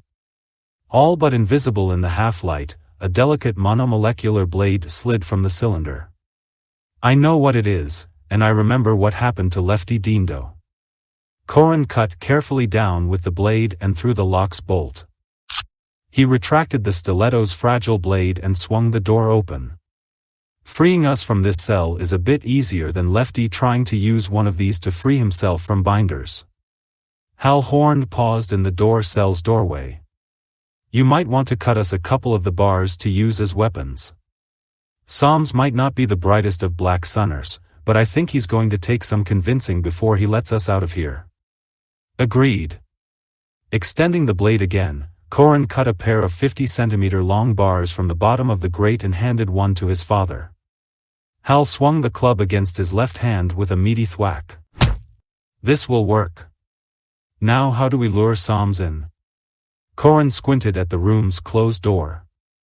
You figure Soms as someone who will raise an alarm immediately, or will wait to report success. After Knitter's giving him the duty? He'll act, then report. That's my read, too. The landing was 10 steps up and we're far enough away from the office that if we make some noise, no one will notice, I think. Corin smiled. I'll do the hard work if you want to do the yelling. Yelling works for me. Hal Horn smiled. Be careful. Right. Corin walked over to the wooden door and set the length of the blade to a half-centimeter shy of the door's depth, then cut very cautiously. He scored a circle in the center of it. Once he had the circle taken care of, he cut lines heading out from it as if a child drawing a sunburst. Lastly, he carved little semicircles around the hinges and the lock. He closed the blade and handed it to his father in exchange for one of the clubs. Okay, here goes nothing. Wait. Corin looked over at Haber Trell. What do you want? Don't leave us in here. If you're busting out, we want to go, too. I don't think so, Trell. The flesh tightened around Corin's eyes. Even if you're twice the fighter that you are a smuggler, you'll still be in the way. Hal nodded in agreement, but tossed them the molecular stiletto anyway. Corin's right, you won't want to come with us. We'll head out and deal with thine. Give us a couple of minutes, then go fast. Steal one of thine's airspeeders and fly. Head back to your ship and get out of the system. Trell nodded. Thanks. Corin frowned at his father, then pointed at Trell. And, listen, don't put that cargo back on your ship. You don't want to be shipping spice around. Trell shivered and Corin took that to be an eloquent answer to his caution. Ready, Dad? All set. Corin smiled and ran backward at the door. He leaped up and hit it smack in the middle with his back.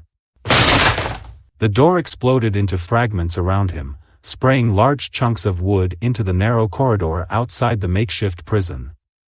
Corin crashed down amid it all, yelping involuntarily instead of letting forth with a great oof as he had planned. No jagged edges, but the debris sure is tumpy. Hal's voice flooded through the dying echoes of the door's crisp crack. Keep that Tunroth away from me. With his eyes nearly shut, Corin saw Soms come flying down the stairs to the landing. The man kept his back to the stone wall as he crept toward the cell, then he brandished the blaster carbine and prepared to rush into the cell. To do that he prepared to pivot on his right foot, fill the doorway, then go in. As Som's left foot came around in the pivot move, Corin caught it in his left hand. Letting Som's momentum pull him up into a sitting position, Corin brought his metal truncheon down on the top of the man's pelvis. Som started to cry out, more in surprise than pain it seemed, when Hal appeared in the doorway and clipped him with a fist in the head. Soms collapsed to the floor and did not move. Corin frowned at his father. Why cut the club if you aren't going to use it? Didn't need it. Hal snaked the blaster carbine from beneath Soms, flicked the selector lever over to stun, and pumped a blue bolt into him. The black sunhurt twitched once, then lay gently still. I expect he'll still feel the blow you dealt him when he wakes up. We can but hope. Corin rolled him over and unfastened his blaster belt. Donning it himself, Corin pulled the blaster from it and checked the power pack. He glanced up at his father. You going to leave that set on stun? I haven't noticed that kill shots fly any more true than stun bolts. True, but there's just so many more forms to fill out when we bring them back alive. Don't even joke about that, Corin. His father gave him a reproving glance that made Corin feel about as big as a hologame piece. Set it on stun and you won't regret accidentally hitting a friend. Yes, sir. Corin flicked the pistol selector lever to stun and stood up. He waved his father toward the door. Time to get thine. Age before beauty. Brains before impudence. Hal tossed a quick salute to Haber Trell and Wraith. Luck to you, but keep your heads down and get out of here fast.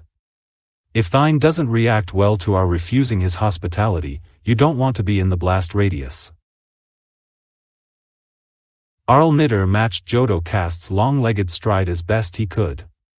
The bounty hunter impressed him, but the armor impressed him more. Now if I had a suit of that Mandalorian armor I'd be pretty tough. I'd be able to get a lot of light years between me and the rest of the Bromstad boys. Maybe I hire out to do wet work for some Moff, or maybe even Prince Shizor. His ruminations ended abruptly as they re-entered Thine's office. Knitter liked the office because it seemed like a museum to him. He'd never been in a Real museum, but he knew they were places where old and valued things were collected. He took it as a mark of pride that Thine kept him close enough to protect the crime lord's prized possessions. Surrounded by beauty though he was, Thine did not look happy. The holoprojector plate built into his desk showed a view of Thine's fortress and the surrounding valley in translucent green detail. Moving around the area were small orange icons that Knitter had seen in security simulations, but only when they were running worst-case scenarios to scare the wits out of new recruits. Knitter's jaw dropped. Are those really stormtroopers? Thine nodded, then snapped a comlink on. All personnel report to battle stations. This is not a drill. We have hostile deployment to the north and east. Move it, I want all defenses reported as operational in 30 seconds. Knitter and Deef started toward the room's partially ajar doors, but Thine stopped them with a snarl. Not you too. Not that I don't trust you, Cast. Cast raised his hands. But you don't trust me. I'll remind you of this next time we negotiate a price for my services. The long, tall bounty hunter pulled a chair around where he could watch Thine on the right and the doors at the left, but did so in such a casual way that it took Knitter a moment or two to recognize exactly what he was doing. Cast looked directly at Knitter, then calmly crossed his right leg over his left. Knitter shifted uncomfortably and got the distinct impression that the only way he'd get a suit of that armor was to be lucky enough to be around when someone else killed Cast and peeled him out of it. Of course, the thought didn't form itself exactly that way in Knitter's brain. He just knew he didn't want that suit of armor, just one like it. His momentary feeling of inferiority vanished as he realized Cast wasn't as smart as he thought himself to be. If the mercenary had turned his chair around, he still could have watched the desk and doors, but also could see the painting of frolicking nudes on the wall. As it was, Knitter could fully appreciate it, though he was at a loss to explain why the artist had included gardening implements in the painting, and smiled to let Cast know what he was missing.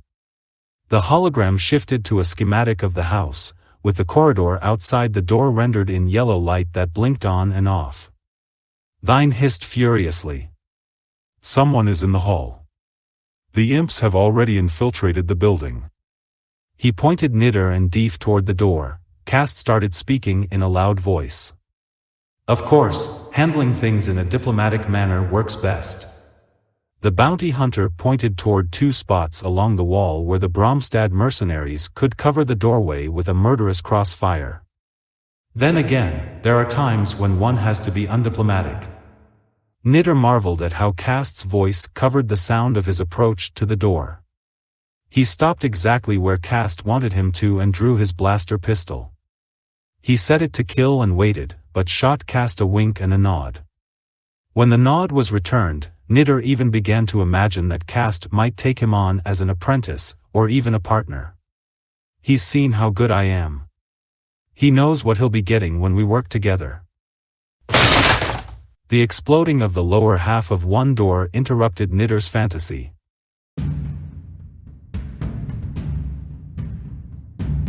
Through the smoke and spray of fiery debris came the smallest of the prisoners they'd left below. Coming up into a crouch from the somersault that carried him through the hole, the brown-haired man raised a blaster pistol and triggered 2 shots. The first blue bolt missed, but the second caught Deef in the stomach, wreathing him in azure energy. Knitter brought his pistol in line with the little man. He doesn't see me. He doesn't know I'm here. His mistake. Knitter started to tighten his finger on the trigger when he felt himself moving backward. He felt his shoulders hit the wall, then his head rebounded from it.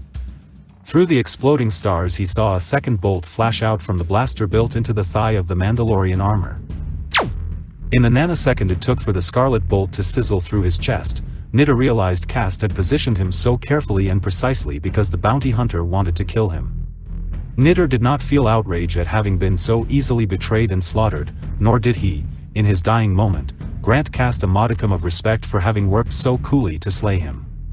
No, for Arl Knitter, dying as he slid to the floor, there was only one final thought. Now if I had a set of that armor. Corin saw the red bolts burn by on his left and swung around in that direction as his target flopped to the ground. At the back of the room, Corin saw Thine running for where a wall panel slid back to reveal a black recess.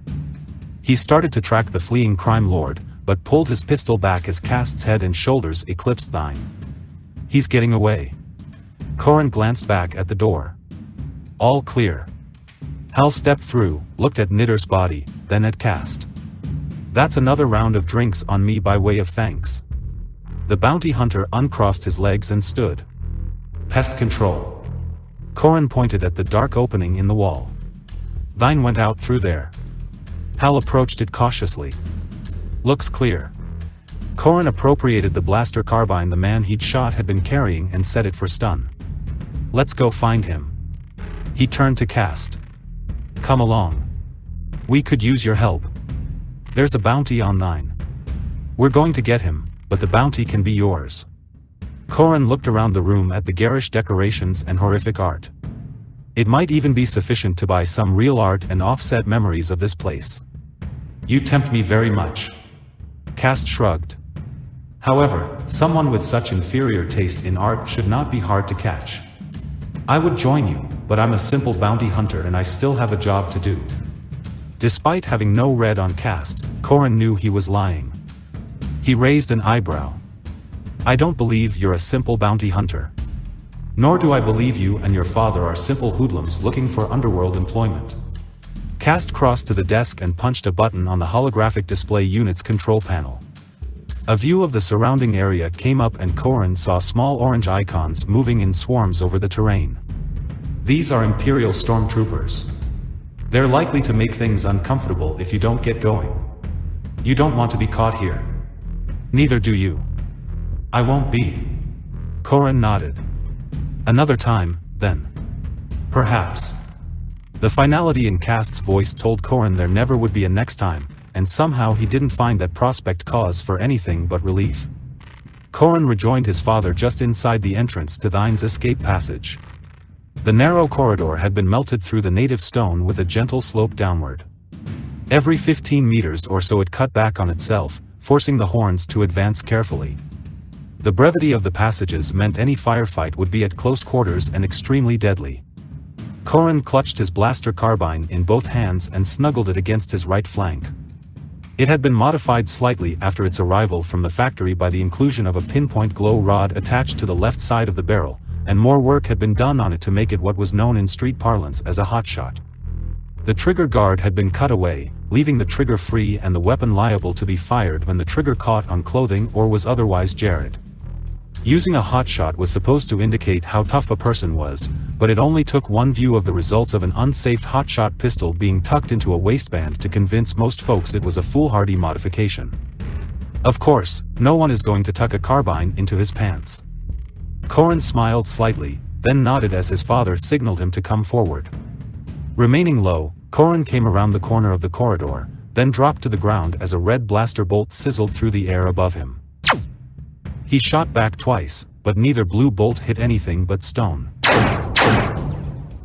Corridor widens out into a natural cave. We're probably at the rear of the property. Okay, take it slow.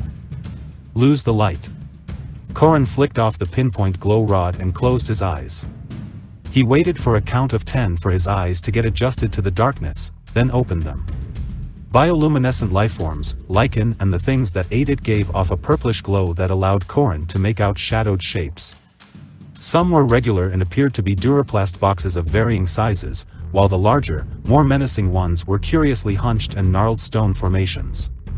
There seemed to be little physical modification of the cave. The floor remained uneven and boxes had been wedged in various places where space allowed. Corin assumed the previous owner had kept the cave in its natural state and Thine had stored in it precious or vital cargoes that he did not trust to have any place else. Corin crept forward, remaining low. He reached the first box and in the faint glow made out the stenciled Imperial legend proclaiming it to be full of blaster carbines. He would have opened it, but the scent of spice lingered strongly enough in the immediate area that he knew what it really contained. Either Thine is just storing spice in this, or Black Sun has some backdoor Imperial connections that are allowing them to ship this stuff in past customs. I'll have to ask Lore about that. Corin whistled short and sharp, then heard his father close the gap between them. For an older man, and one as big as he was, Hal moved pretty quietly. I felt his presence before I picked up that slight scuff of his sole against the stone. Oh, Thine, you don't know who you're messing with. A return whistle sent Corin forward. He moved slowly and carefully, wending his way from one dark rock to another. He did his best to avoid those that were glowing because he didn't want to silhouette himself against one. He took great care to make as little noise as possible, and smiled as he hunkered down behind a large black rock. Corin looked back toward his father and was set to whistle when he heard the scrape of metal on a rock. He glanced up and triggered one shot from the blaster carbine.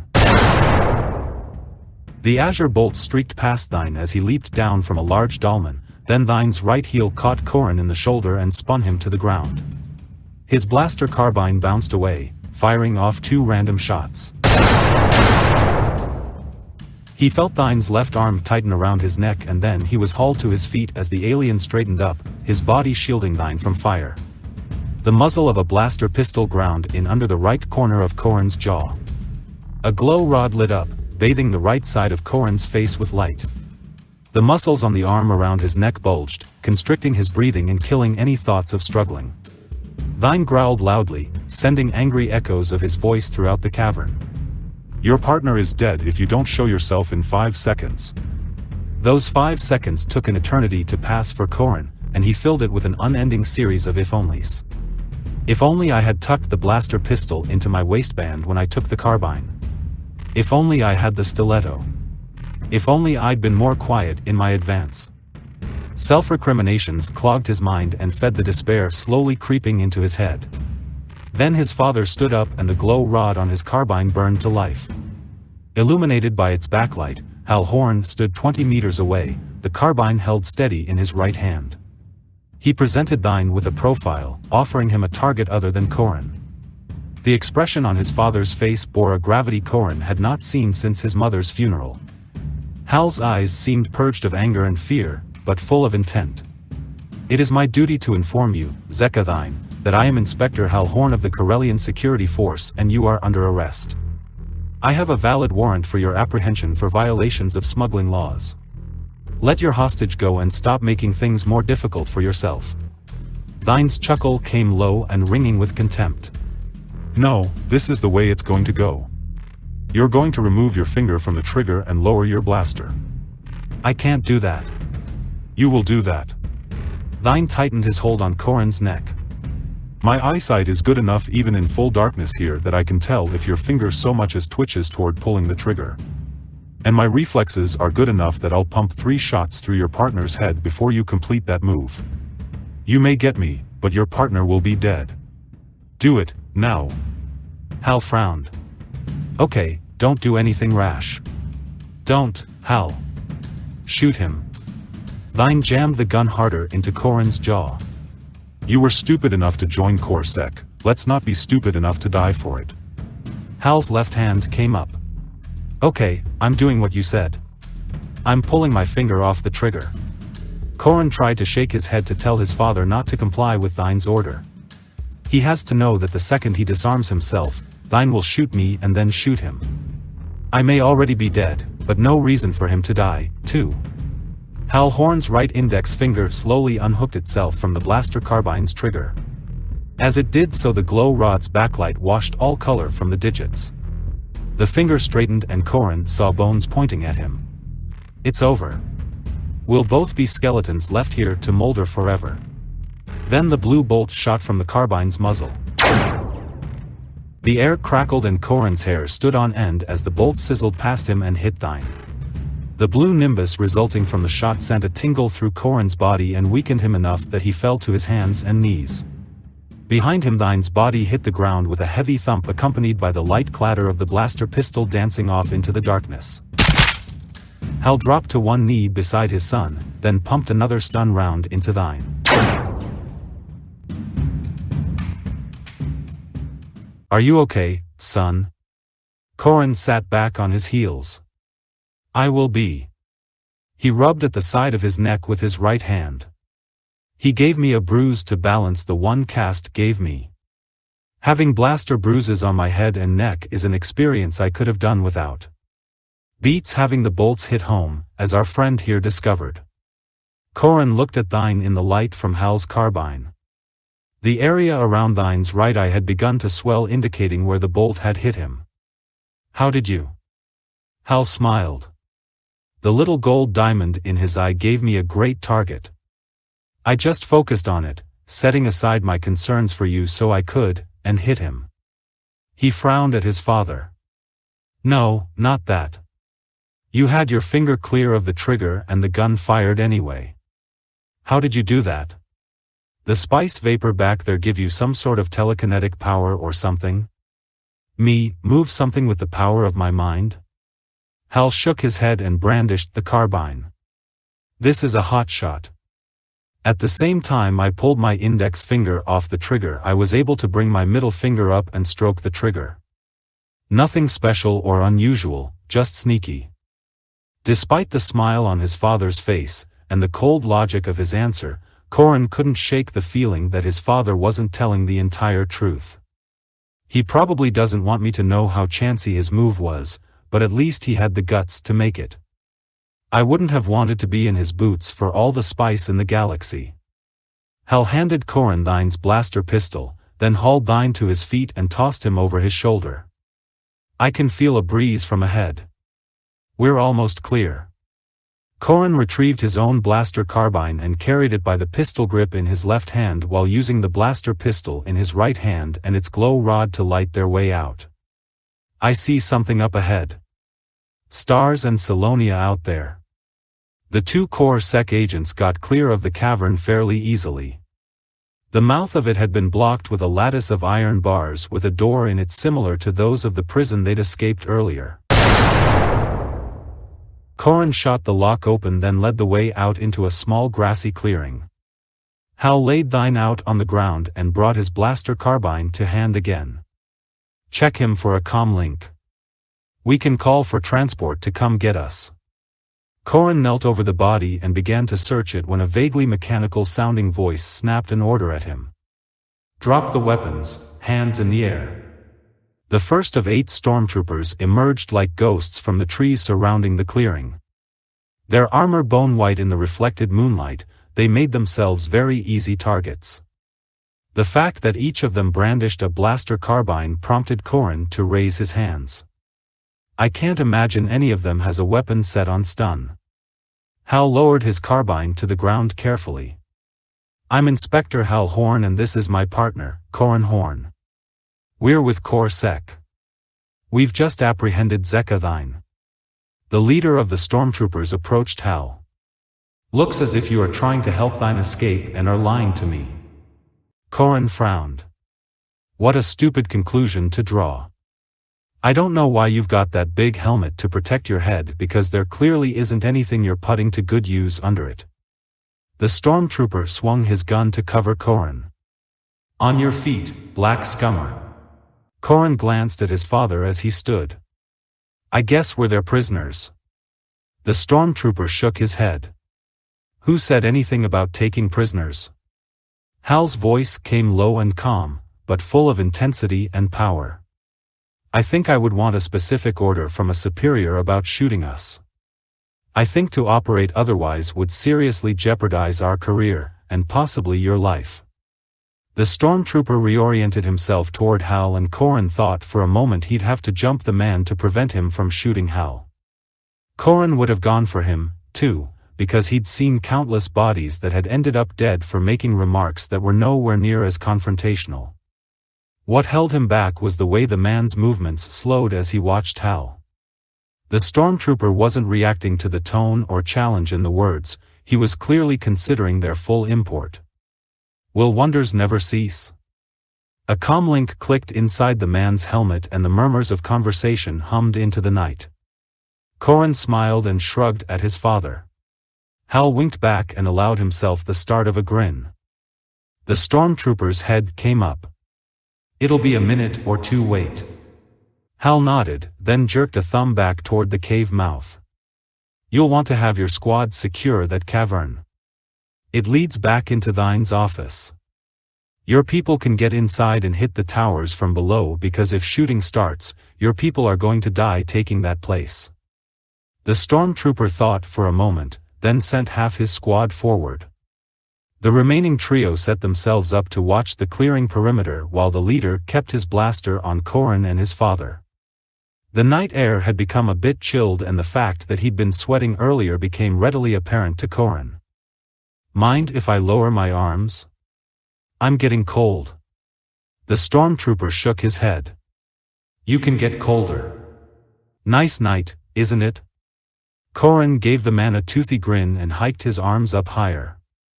A soldier in the olive-drab uniform of the Imperial Army broke through the brush, flanked by 2 more stormtroopers. The 8-bar box with rank cylinders on each side worn in his chest proclaimed him to be a colonel. His dark-eyed gaze flicked between father and son, then lingered on Thine's body. Zeka Thine. You may put your hands down.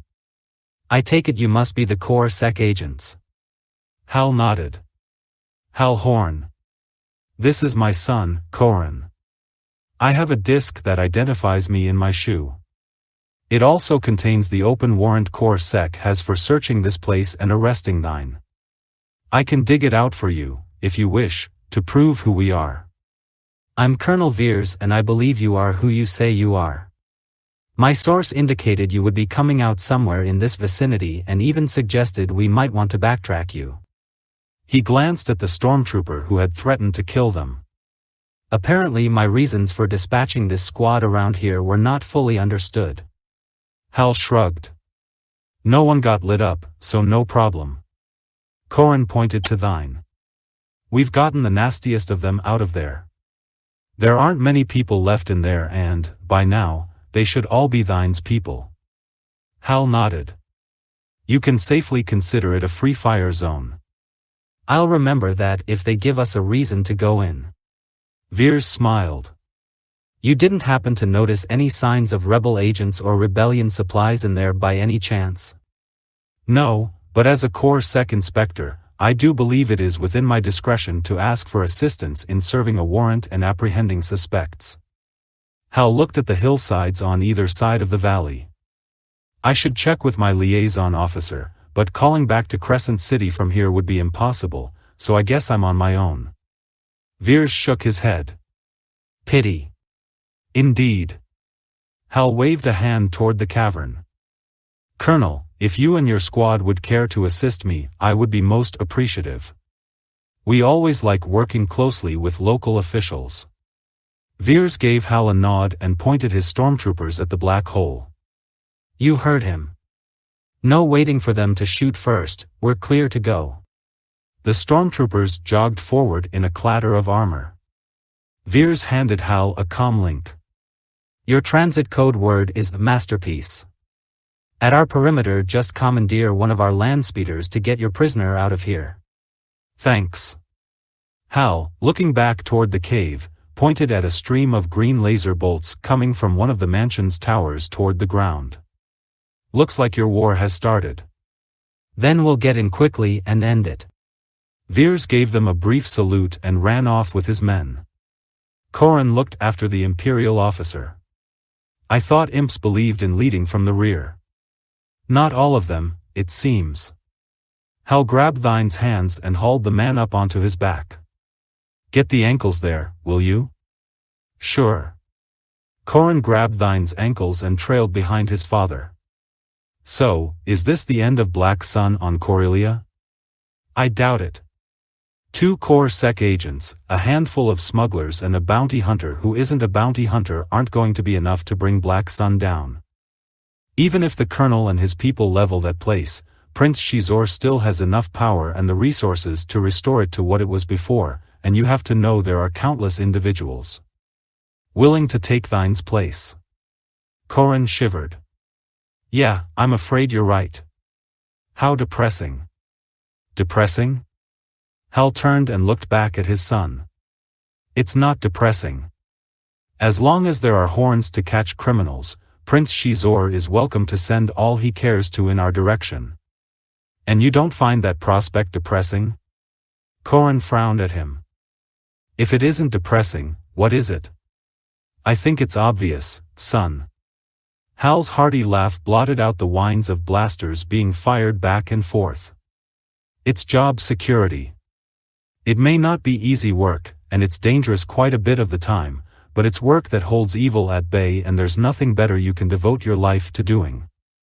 Corran nodded and recalled a bit of conversation he'd had with Reg Winward. And what will we do when the only evil left in the galaxy is the Empire? That's a good question, Corran, a very good question. Weariness seemed to creep into his father's voice. It's one that each person must answer for himself. I just hope, when the time comes for me to answer it, I'll have the wisdom to choose the right answer and the strength to act upon it. Me, too. You will, Corran, no doubt about that. Hal gave him a wink and a nod. When the time comes, you'll see the light, and those wallowing in darkness who move to oppose you will regret that decision throughout what little remains of their lives.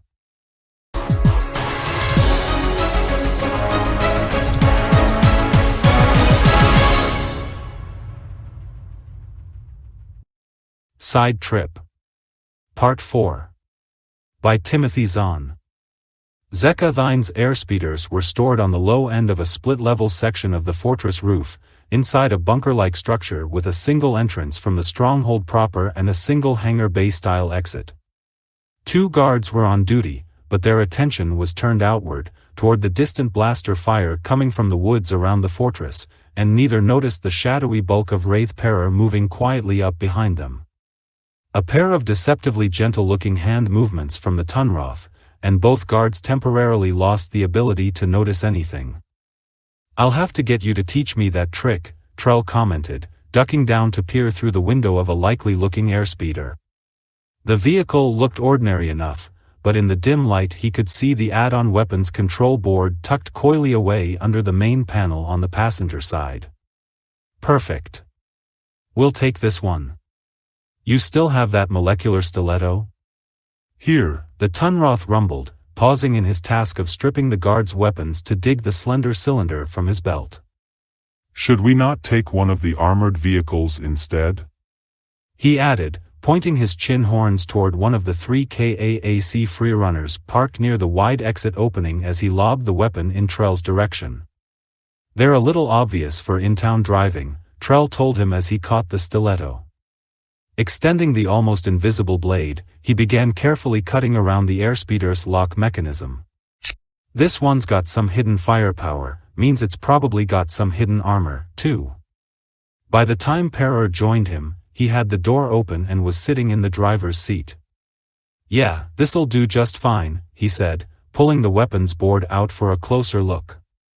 Are you hunters any good with non-traditional stuff like light laser cannon and concussion grenade launchers?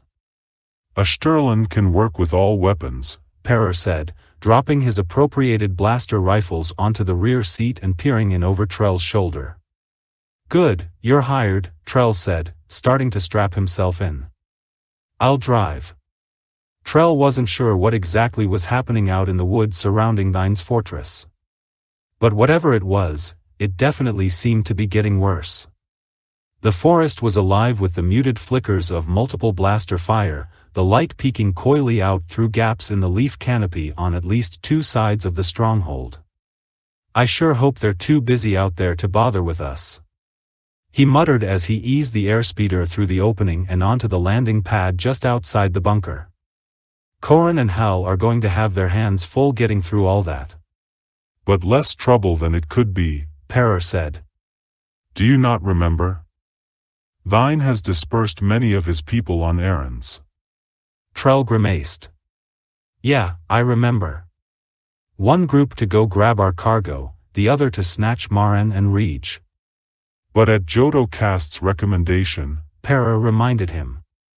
If Cast is truly here to oppose thine, then he will not allow harm to come to our companions. I don't buy that, Trell growled. Even if Corin and Hal were right about that, it doesn't mean he cares slork droppings about the rest of us. And that assumes they were right, which we don't have any proof of. Personally, I'd say there's an even chance that Thine and Cast cooked up the whole thing together to expose a couple of undercover Core Sec agents and lure them into a trap. In which case, they're probably already dead. If so, then we should be likewise, Perrer pointed out. Who are we that Cast would allow us to escape? Yeah, well, we haven't exactly escaped yet, Trell reminded him tartly, eyeing the open air off the edge of the landing pad with stomach-churning apprehension. But procrastination wouldn't gain them anything except increased odds that someone inside the fortress would notice they were missing and raise the alarm. And besides, thanks to Cast, Marin and Reach were walking into a trap, had possibly already walked into it. Reach he wasn't so much worried about, the guy was a rebel agent and not his responsibility. But Marin was his partner, and he was shragged if he'd abandon her to Thine's thugs. We waste time, Perrer rumbled at his side. I will not leave Reach in danger. Likewise, Trell said, keying in the repulsor lifts and throwing power to the drive. He wouldn't leave Marin, and Perrer wouldn't leave Reach, and as the fortress roof dropped away beneath them he realized with hindsight's usual clarity that Cast had probably set up the various groupings with precisely those different loyalties in mind. Though to what end, he still didn't know. And wasn't sure he wanted to. He was still mulling over the question 30 seconds later when the 2 TIE bombers dropped neatly into formation beside him. They'd been sitting in the Minix Haven for nearly half an hour, and in Reach Winward's opinion, it was yet another bust. They're not coming, he said quietly to the woman on the other side of the small table. Whoever we were supposed to meet here, they aren't coming. I think you're right. Marin Darmike growled back, scratching viciously at the nape of her neck. Score another big fat 0 for the great and marvelous Jodo Cast. The greatly incompetent, you mean, Reach said, looking with distaste at the yellow and red jebwa flower in the center of their table. Cast's datacard had specified the flower as their identification marker, but so far none of the cantina's other patrons had given it a second glance. Considering the clientele, most of their first glances had been humiliating enough. Yeah, Maren agreed. it makes you seriously wonder about his chances of getting Trell and Perrer and the others out of Zekathine's place. It makes me wonder if he even wants to get them out, Reej countered darkly. Maren eyed him closely. You think this whole thing was a setup? It's looking more and more that way, Reej said, scowling as he glanced around the cantina. Look at the series of events. First he sends Trell to the wrong booth in Treasure Ship Row, which apparently tips off Thine and his people that we're looking for Borber Krisk. Then he sends Trell, Perrer, and Hal back and lets them get snatched. Finally, he goes there himself with Corin and sends us off on this idiot's errand. Someone in Cast's business can't possibly be that incompetent and have survived this long. You think it's someone else posing as Cast? Maren suggested. I mean, all we've ever seen is his armor. Possibly, Reej said. But now remember where this whole mess actually started, aboard an Imperial Star Destroyer. With us squeezed into running an Imperial captain's errand. Maren swore gently. You're right. How stupid can one group of people be, anyway? We're in line for some prizes, all right, Reej agreed. The only question is what exactly the game is that the Imperials are playing. I vote for them trying to stir up trouble between Thine and Krisk, Maren said. Maybe looking for an excuse to come down hard on both sides. Using the spice and gems as bait, Reej said. Still, whatever Cast's going for, there's one thing he doesn't know. Maren smiled tightly. That the cargo isn't aboard the hop skip anymore. Exactly. Reej dropped a couple of coins on the table and stood up. Come on, let's get out of here. Krisk's people aren't going to show. So what's our next move? Maren asked, standing up beside him. Cast's plan B, I guess, Reej said, turning toward the door and elbowing them a path through a pack of loiterers. We take our sample boxes to Thine's fortress and see if we can make a deal to buy Trell and Perrer out. Maren caught up to his side. You're going to follow Cast's plan? She asked incredulously. What are you, crazy? No, just desperate, Reej conceded grimly. Aside from the two of us storming the place, I don't see any other options. What about your... Maren threw a quick glance around and lowered her voice. What about your friends? Reej grimaced. His friends, the Rebel Alliance. A reasonable enough request, he supposed, especially since the only reason he and Perrer had been aboard the hop skip in the first place was to babysit the load of blasters Trell and Maren had agreed to smuggle to the rebels on Dara 4. Unfortunately, they can't help us, he told her regretfully. Even if the leaders agreed, it would take too long to gather together enough of a force to take on Thine, Corellian security, and the local Imperial garrison. You sure they just don't want Prince Shizor and Black Sun mad at them? Maren asked nastily. You have to pick your fights carefully, Maren, Reej sighed. Personally, I think we've already bit off more than we can swallow. I suppose you're right, Maren muttered. Fine. Let's give Plan B a try. They had reached the door now, sliding their way through the middle of an incoming group of Duros and heading out into the muggy night air. The hop skip's dilapidated landspeeder was parked in the small lot to the left. Excuse me? A hesitant voice called. Reej turned, his hand dropping automatically to the butt of his blaster. A heavy-set man had emerged from the cantina a handful of steps behind them, their jebwa flower clutched in a meaty hand. Yes? You forgot your flower, the man said, lobbing it through the air toward him. Automatically, Reej reached up to catch and suddenly there was a small blaster in the heavy man's fist. Nice and easy, the man said. Celty? I'm on it, a voice said from somewhere behind Reej. There was a quick set of approaching footsteps, and Reej felt his blaster being lifted from its holster. Another moment, and Marin had been disarmed as well. Got them. Now just keep moving, the first gunman said, gesturing Reg and Marin in the direction they'd been going. Let's go take a look at your landspeeder. The parking lot was dark and deserted. But it wasn't going to stay deserted for long. Even as Reg led the way toward the landspeeder, he could see shadowy forms drifting in from all directions. Whoever had gotten the drop on them didn't seem interested in taking any chances. You want to tell us which one's yours? The heavyset man asked. You want to tell us whose side you're on? Reg countered. The other's eyes flashed. Don't push it, scum, he warned harshly. You're in enough trouble with us as it is. Must be with Zekathine, Marin said ruefully. Must be, Reg agreed, his heart pounding a little harder. So it was definitely to plan B now. It's that dirt brown one over there. Two of the approaching thugs veered toward the landspeeder, the rest forming a loose but competent enough guard circle around the prisoners and their two escorts. A double-sided circle, Reg noted with interest, with as many of their members facing outward as inward. Expecting trouble, maybe? The thugs had the storage compartment open now and with grunts of satisfaction hauled out the two slight boxes. Got them, Grobber, one of them said. Couple of slight boxes, just like the man said. All set to fill up, huh? The heavy-set man said, throwing a dark look at Reg. I guess Cast wasn't blowing smoke rings after all. Reg threw a glance at Marin, got the same look in return from her. They'd been right, Cast was definitely playing some crazy double or triple-edged game here. Cast told you about this? He asked. Sure did, Grobber assured him. So what were these for, the first payment?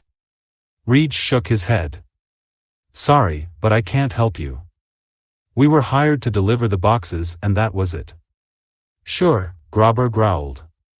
Just deliver the boxes, and if Chris just happened to fill them up while your back was turned, well, hey, that's none of your business, right? Pronk, what the frink are you doing? What does it look like?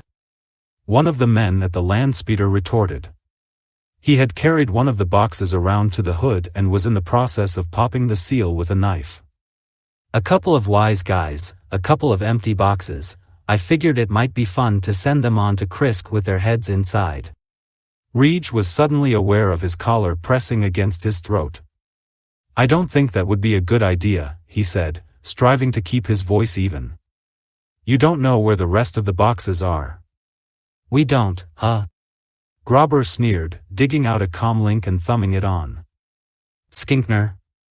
Hey, Skinkner, look alive. Funny, Grobber, funny, a twisted voice came back. What do you want? You at the Dewback storage warehouse yet? Yeah, course we are. If you were hoping to report us to thine for slogging off, you're out of luck. Wouldn't think of it, Grobber said, sending another sneer toward Reg. Still think we don't know where the rest of the boxes are, hotshot? Reg felt his stomach tighten. So much for Plan B. So much, too, for any leverage they might have had against Thine and his mob. Any chance of rescuing Perra and Trell was now squarely in his and Moran's laps. Assuming they were able to find a way out of this, their own private mess. Carefully, Reg looked around the ring of thugs, trying to formulate some kind of reasonable plan. Mother of smoke, Reg jerked his head back around. Standing beside the landspeeder, Pronk had finally gotten the slight box open. And even in the faint light Reg could see the stunned look on his face. Grobber, you gotta, what the frinking? Have you gone dust happy? Grobber demanded, striding toward him. He got 2 steps, and then suddenly his face changed, too. What the? He gasped, all but leaping the rest of the distance to Pronk's side. Reg sniffed the night breeze carefully, caught the faint odor of spice. You were saying something about empty boxes? He asked. Grobber ignored him. Get the other one open, he ordered, pulling out a knife of his own and probing delicately into the spice. Celty, get over here. The rest of you, watch for trouble. Celty joined his boss as Pronk brought around the second box and set to work, and for a moment the two thugs conversed in low voices over the spice box. The debate was interrupted by the crack of breaking Duraplast, and the two joined Pronk by the second box.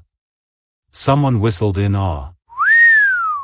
Grobber, are those Duran-fire gems? Grobber said, lifting his eyes like twin turbolasers to Reed's face.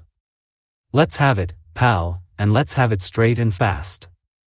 What the frink kind of game are you playing, anyway? I told you before, we're not playing any games, Reed told him. We were sent to deliver the cargo, and that's it. If there's a game going on, someone else is running it. Cast, one of the other thugs snarled. Or Cast and Krisk. Grobber snarled back, yanking out his comlink again. Skinkner. Wake up, Skinkner. What do you want? The other's voice demanded. Frink it all, Grobber, shut up and listen, Grobber bit out. You looked in any of those boxes yet? Course not. Thine said to just watch them until Krisk's blaster boys came to fill them with, you idiot, they're already full. Grobber snapped. Which means the contract's already been filled. The voice on the comlink swore. Cast. That's my bet, Grobber said. Start getting your boys together, I'm going to raise control. He keyed the comlink again. Control? This is Grobber. Control? Grobber. A new voice half barked, half gasped. We've been trying to raise you for half an hour, where the frink are you? At the Minnox Haven, Grobber said. Listen, no, you listen, the other cut him off. We're under attack here, Scraggit, you've got to get back right away. Wait a minute, Grobber said. What attack? Who's attacking? Who do you think? The frinking Imperials, that's who. Grobber threw a startled glance at Celty. The Imperials? Started out as some anti-rebel operation, Control said. At least, that's what they told us. Then someone took a shot at them, and suddenly here they are, burning their way through the east wall. Scrag. Where's thine? I don't know, we can't find him. Must have gotten out, Celty muttered. Or ducked into some private bunker, Grobber said. All right, Control, we're on our way. Skinkner. We're packing up, too. Skinkner's voice confirmed. You want us to do anything with these other slight boxes? To blazes with the boxes, Control snapped. We need you here. No, pack them up and bring them along, Grobber said. Grobber, they're worth a fortune, Grobber growled. Thine'll have our heads if we leave them behind. Come on, how much trouble can a few Imperials be?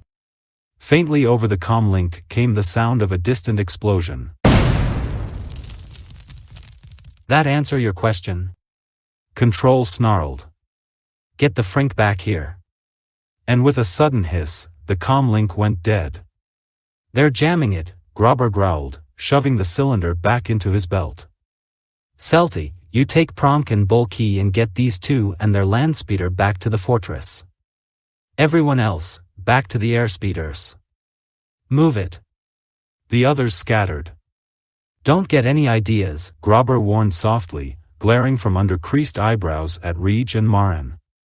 We're a long ways from being done with you two yet.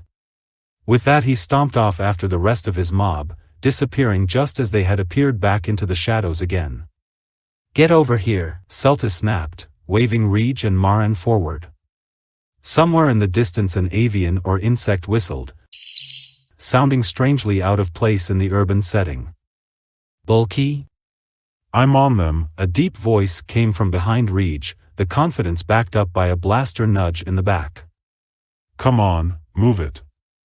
Reed started forward, and as he did so, Marin veered slightly toward him and nudged him with her elbow.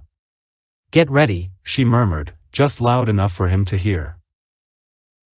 At the landspeeder Pronk, under Celty's direction, had picked up the box containing the Duran-fire gems and was carrying it back toward the storage compartment. The strange avian whistled again. And suddenly, inexplicably, one of the bottom edges of the box split open, spilling the gems out onto the ground. Pronk. Celtis squeaked, aghast. You stupid idiot. He jumped forward, grabbing at the box as Pronk tried to turn it upside down. For a moment they both fumbled with it, the prisoners temporarily forgotten.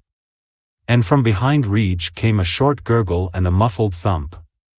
Beside him, he sensed Maren preparing to charge. Not yet, he muttered, touching her warningly as he lengthened his stride. Preoccupied with the spilled gems, Celti and Pronk hadn't yet noticed what had happened over here. Another 4 paces. 3.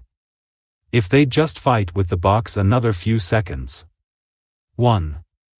Now, he murmured, and jumping forward, he put his left palm down on the landspeeder's hood and leaped over the vehicle to slam both feet hard against Pronk's chest. The thug didn't even have a chance to gurgle as he hit the ground, the slight box spinning out of his hands into the darkness.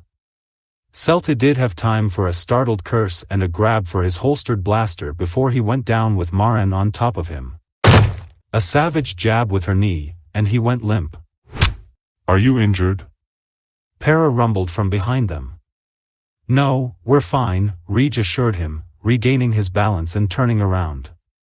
Behind the Tunroth, the third thug was lying in an unnaturally crumpled heap. Nice job with Bull Key, he added. Not to mention the box, Maren added, retrieving their appropriated blasters from Celta's belt and tossing Reej's back to him. How'd you manage that one? That was mine, Trell said, stepping out from behind one of the other parked landspeeders and crossing to them. Just an exquisitely well-thrown molecular stiletto. A whistle code and a molecular stiletto, Reej said, shaking his head wonderingly. You two are just full of tricks, aren't you? The stiletto was a gift, Trell said, crouching down beside the slight box. Blast, the blade's broken. Never mind the blade, Maren said, crouching down beside him. Get the gems. Forget the gems. Reej told her, peering off in the direction Grobber and the others had gone. The rescue had been remarkably quiet, but if Grobber took it into his head to fly over this spot on the way back to Thine's fortress, the 4 of them could still end up fertilizing a patch of razor grass. Let's just get out of here. But, no, he's right, Trell said through clearly clenched teeth. If whatever's going on back at Thine's place dies down fast enough, we could still find Grobber's buddies camping out in the Hopskip's cargo bay. Just grab the box and whatever's still left inside. Maren hissed something vile sounding, but she nevertheless stood up, the now half-empty box in her hands. Fine, she said bitterly. What about the spice? Leave it here, Trell told her. Corin said we wouldn't want to get caught shipping spice, and I'm rather inclined to agree with him. We can call Cor Sec on the way and tell them where to pick it up, Reej added. Now let's go. They all piled into the landspeeder. Speaking of Corin and Cor Sec, Trell commented as he spun the vehicle around and kicked power to the engines. Turns out they're one and the same. Corin's with Corellian security? Maren asked, frowning at him. You're joking. That's how he and Hal were talking, anyway, Trell said. Last we saw, they were heading off after Thine. Reej winced. In the middle of Thine's fortress? They haven't got a chance. That was also our estimation, Para agreed. But counting the number of Thine's warriors here and those fighting the Imperials outside his stronghold, it seems likely the core areas within may have been nearly deserted.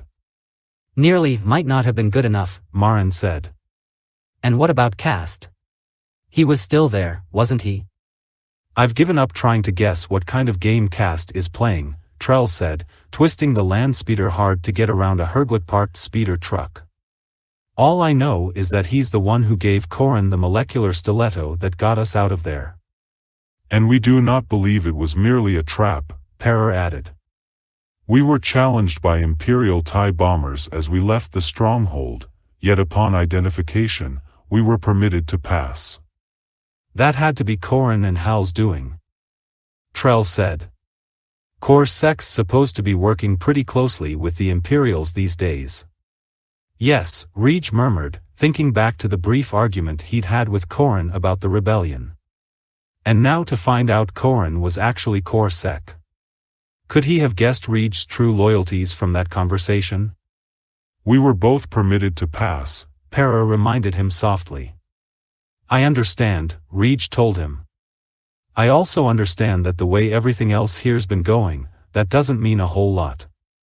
If we get to the hop skip without running into an ambush, from any of the sides of this crazy power play, then maybe I'll believe we've gotten away with it. Gotten away with what? Marin asked. Reach spread his hands. With whatever in blazes we did here. There was indeed no ambush poised outside the hop skip. Nor were any of their former companions Corin, Hal, or Cast, waiting there. What there was a single data card.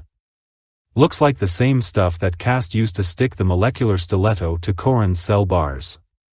Trell commented, poking experimentally at the bits of adhesive residue that had been left on the data card. Should we read it here, or inside? Inside, Reach said firmly, taking the data card from him and glancing around. And not until we're out of here. You and Marin get the pre-flight started, Para, and I'll check to make sure no one left us any surprises. Trell had the engines nursed and sputtering to life, and Marin had the nav computer working on their course, when Reach and Para returned from their tour of the ship. Looks clean, Reach told the others as the two of them took their seats. Or at least, there's nothing obvious. You talked to the tower yet? We're third in line to leave, Marin told him. You want to read us a sleepy time story now? Sure, Reach said. From behind Trell came a faint rubbing sound, Reach getting the last bits of adhesive off the data card, probably, and then the brief scraping as he slid it into his datapad. It's from Cast, Reach said. To the crew and passengers of the hop skip, well done. Well done. Marin growled. What in blazes? Shush, Trell cut her off. Go on. You have adequately completed the mission that was assigned you, Reach continued. You may return now to the Admonitor and retrieve your cargo. This data card will serve as proof to Captain Nyrise that you have fulfilled your side of the bargain and may have your cargo returned to you. Then it's signed with his name and what looks like some kind of ID mark. So he's not going back, huh? Trell said, an odd feeling stirring in the pit of his stomach. I'm not sure I like that. He must have arranged his payment to be delivered somewhere else, Marin said. It didn't look like he and Nyrise got along very well. Perhaps his payment is in the remainder of the slight boxes, Para said. I wouldn't count on it, Reach said. There's a postscript, do not return to the Dewback storage warehouse for the other slight boxes. They are empty. What? Trell growled, half turning to glare back at Reach over his shoulder. Come on, now, that's just crazy. You're telling me the two boxes you happened to take to the Minix Haven were the only ones with anything in them? What are the odds of that happening? Not too bad, really, Marin said grimly. Not when you consider that they were the only two we knew we could open and then reseal again. They were leading us around by the nose the whole way, weren't they? The whole way, Reach agreed. And don't bother with either the Duranfire gems or the spice. Both are counterfeit.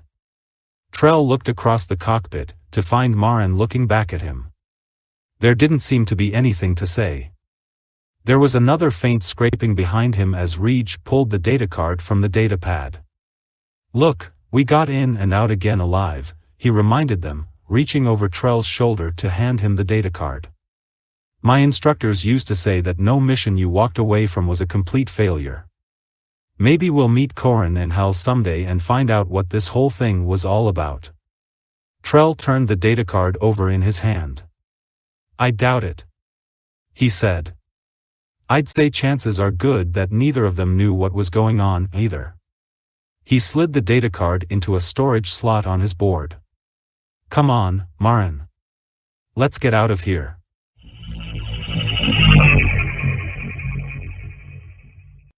I know this sort of thing embarrasses you, Captain Nyrise said as he poured his guest a glass of aged Rala mineral water, so I'll only say it once. When I heard the reports of military action on Corellia, I was concerned for your safety. I'm glad to find out my fears were unfounded. Thank you, Captain, Grand Admiral Thrawn said, accepting the proffered glass and taking a sip. He was still wearing his Jodo cast armor, though without the helmet and gauntlets. You're wrong, though, about expression of concern and support being an embarrassment. On the contrary, loyalty is one of the two qualities I value most in my subordinates and colleagues. And the other? Nyrise asked, pouring a glass of Rala water for himself. Competence, Thrawn said. Has the Hopskip's cargo been reloaded aboard yet? It's being done, sir, Nyrise said. With most people, he thought distantly, the addition of Mandalorian armor would instantly create a powerful air of strength and mystery.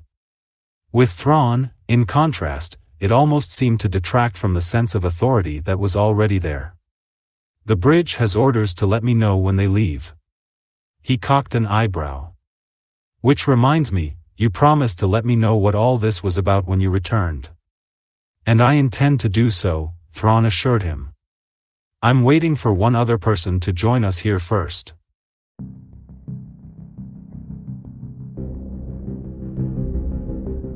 Behind Nyrise, the door slid open.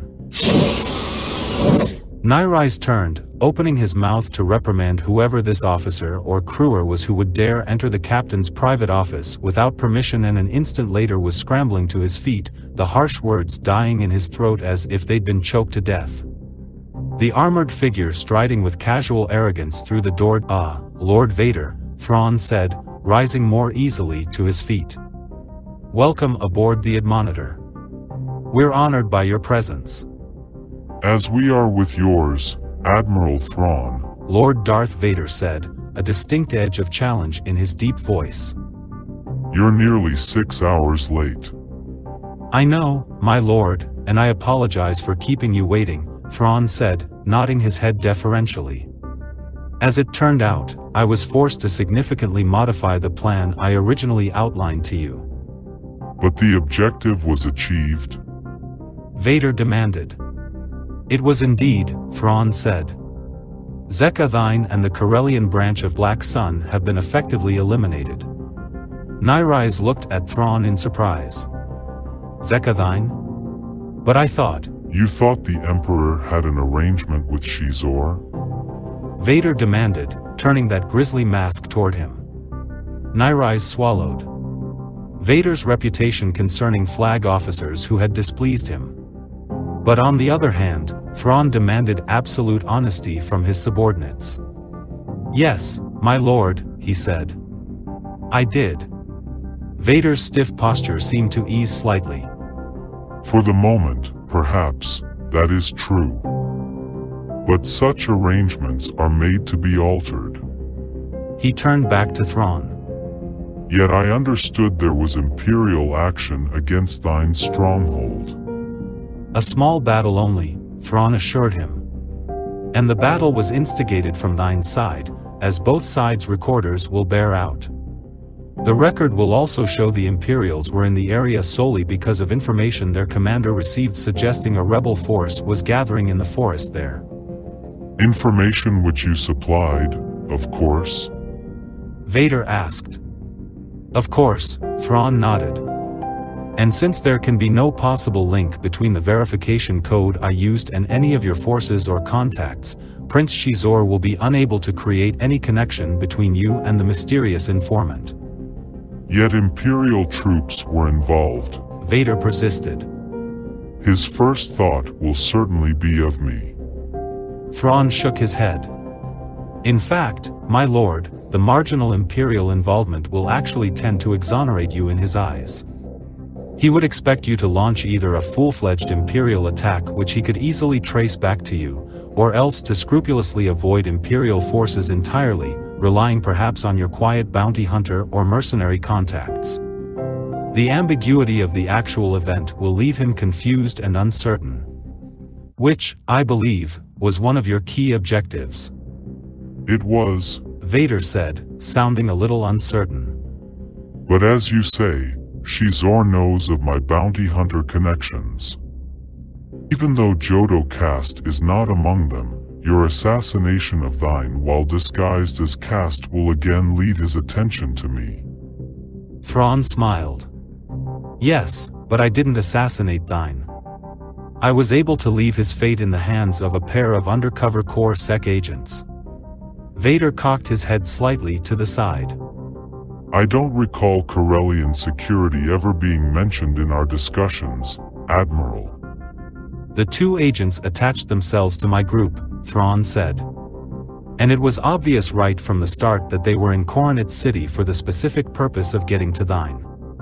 It presented such a perfect opportunity that I decided to modify the original plan so that they would be the ones to deal with him. Then thine isn't dead? Thrawn shrugged. At the very least he's out of power, he said. Actually, having him in Core Sec custody would actually serve your purposes better than a quick death. It would leave Prince Shizor wondering if the Corellians were digging any dangerous secrets out of him. A major distraction, and distraction, I believe, was another of your key objectives. There was a tone from the comm stepping to the console. Nyrise keyed it on. Nyrise, he said. Hangar Bay Control, sir, a voice said. Reporting as per orders that the hop skip has just left. Thank you, Nyrise said. Signal the bridge to watch its vector when it jumps to light speed. Yes, sir. Nyrise keyed the comm off. I gather the smugglers and their rebel friends performed their part adequately? Vader asked. Quite adequately, Thrawn assured him. They provided the necessary excuse for me to move thine's men out and clear the way for the Core Sec agents. The unseen eyes behind the black mask seemed to bore into Thrawn's face. And the other part of your plan? Thrawn cocked a blue-black eyebrow at Nyrise. Captain? Yes, sir, Nyrise said. A homing device has been installed inside each of the hidden blasters they were smuggling. And the boxes repacked exactly as they were? To the millimeter, Nyrise confirmed. They'll have no way of knowing the boxes were even opened, let alone tampered with. The Dark Lord nodded. Excellent, he said. The comm pinged again. Captain, this is the bridge. The hop skip just jumped to light speed. Their vectors confirmed for the Shibrik system. Thank you. Nyrise looked at Thrawn, lifted his eyebrows. The Grand Admiral nodded.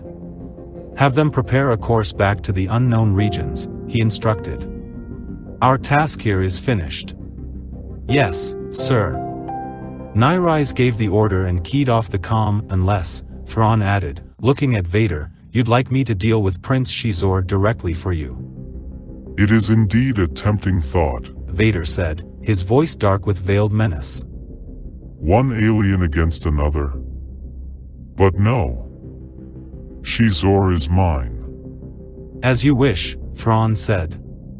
Incidentally, I doubt that Shibrik is the final destination for those rebel blasters. From their vector, and other bits and pieces I gleaned along the trip, my guess is that their ultimate collection point will be somewhere in the Dara system. The homing devices will show us for certain, Vader said. But the Dara system is rumored to have a strong rebel presence. I'll make sure to have some forces waiting there. Very good, Thrawn said. One final suggestion, and then I suspect we must both be on our separate ways. I understand the general in command of the Executor's ground forces resigned suddenly a month ago. I was able to watch the battle outside thine stronghold for a while as I waited to make sure the smugglers escaped, and in my opinion the Imperial officer in command is being wasted in a garrison assignment. Your opinion carries considerable weight, Vader said. As I'm sure you know. The officer's name? Colonel Veers. Thrawn said. From the level of his tactical skill, I'd also say he's long overdue for a promotion. Perhaps his political connections within the command structure leave something to be desired. Political connections do not concern me, Vader rumbled, stepping to the door. I will see what I can do with this Colonel Veers.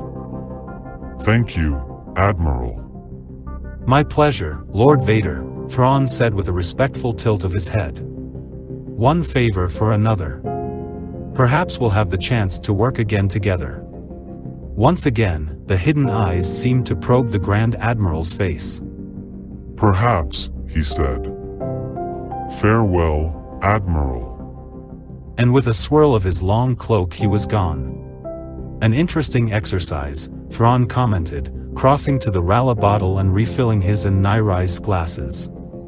I don't know though. I sense that this rebellion is more powerful and better organized than perhaps Lord Vader realizes. I hope our activities here will allow him to deliver a crushing blow against it. His glowing red eyes glittered as he took a sip from his glass. But that's not our concern, at least for now. Our concern is the unknown regions, and it's time we were getting back. Yes, sir. Nyrai's hesitated. If I may be so bold, Admiral. Your last comment implied that you received something in return for helping Vader. May I ask what that favor was? A very personal gift, Captain, Thrawn said. Which was why I felt the need to personally orchestrate Thine's destruction. Lord Vader has turned over to me command of a group of alien commandos who have proven themselves highly valuable to him over the years. While I won't have much use for them in the unknown regions, I have no doubt I'll eventually be returning to the Empire proper. At that time, well, we shall see what they can do. I never heard of Vader employing aliens, Nyrai said doubtfully.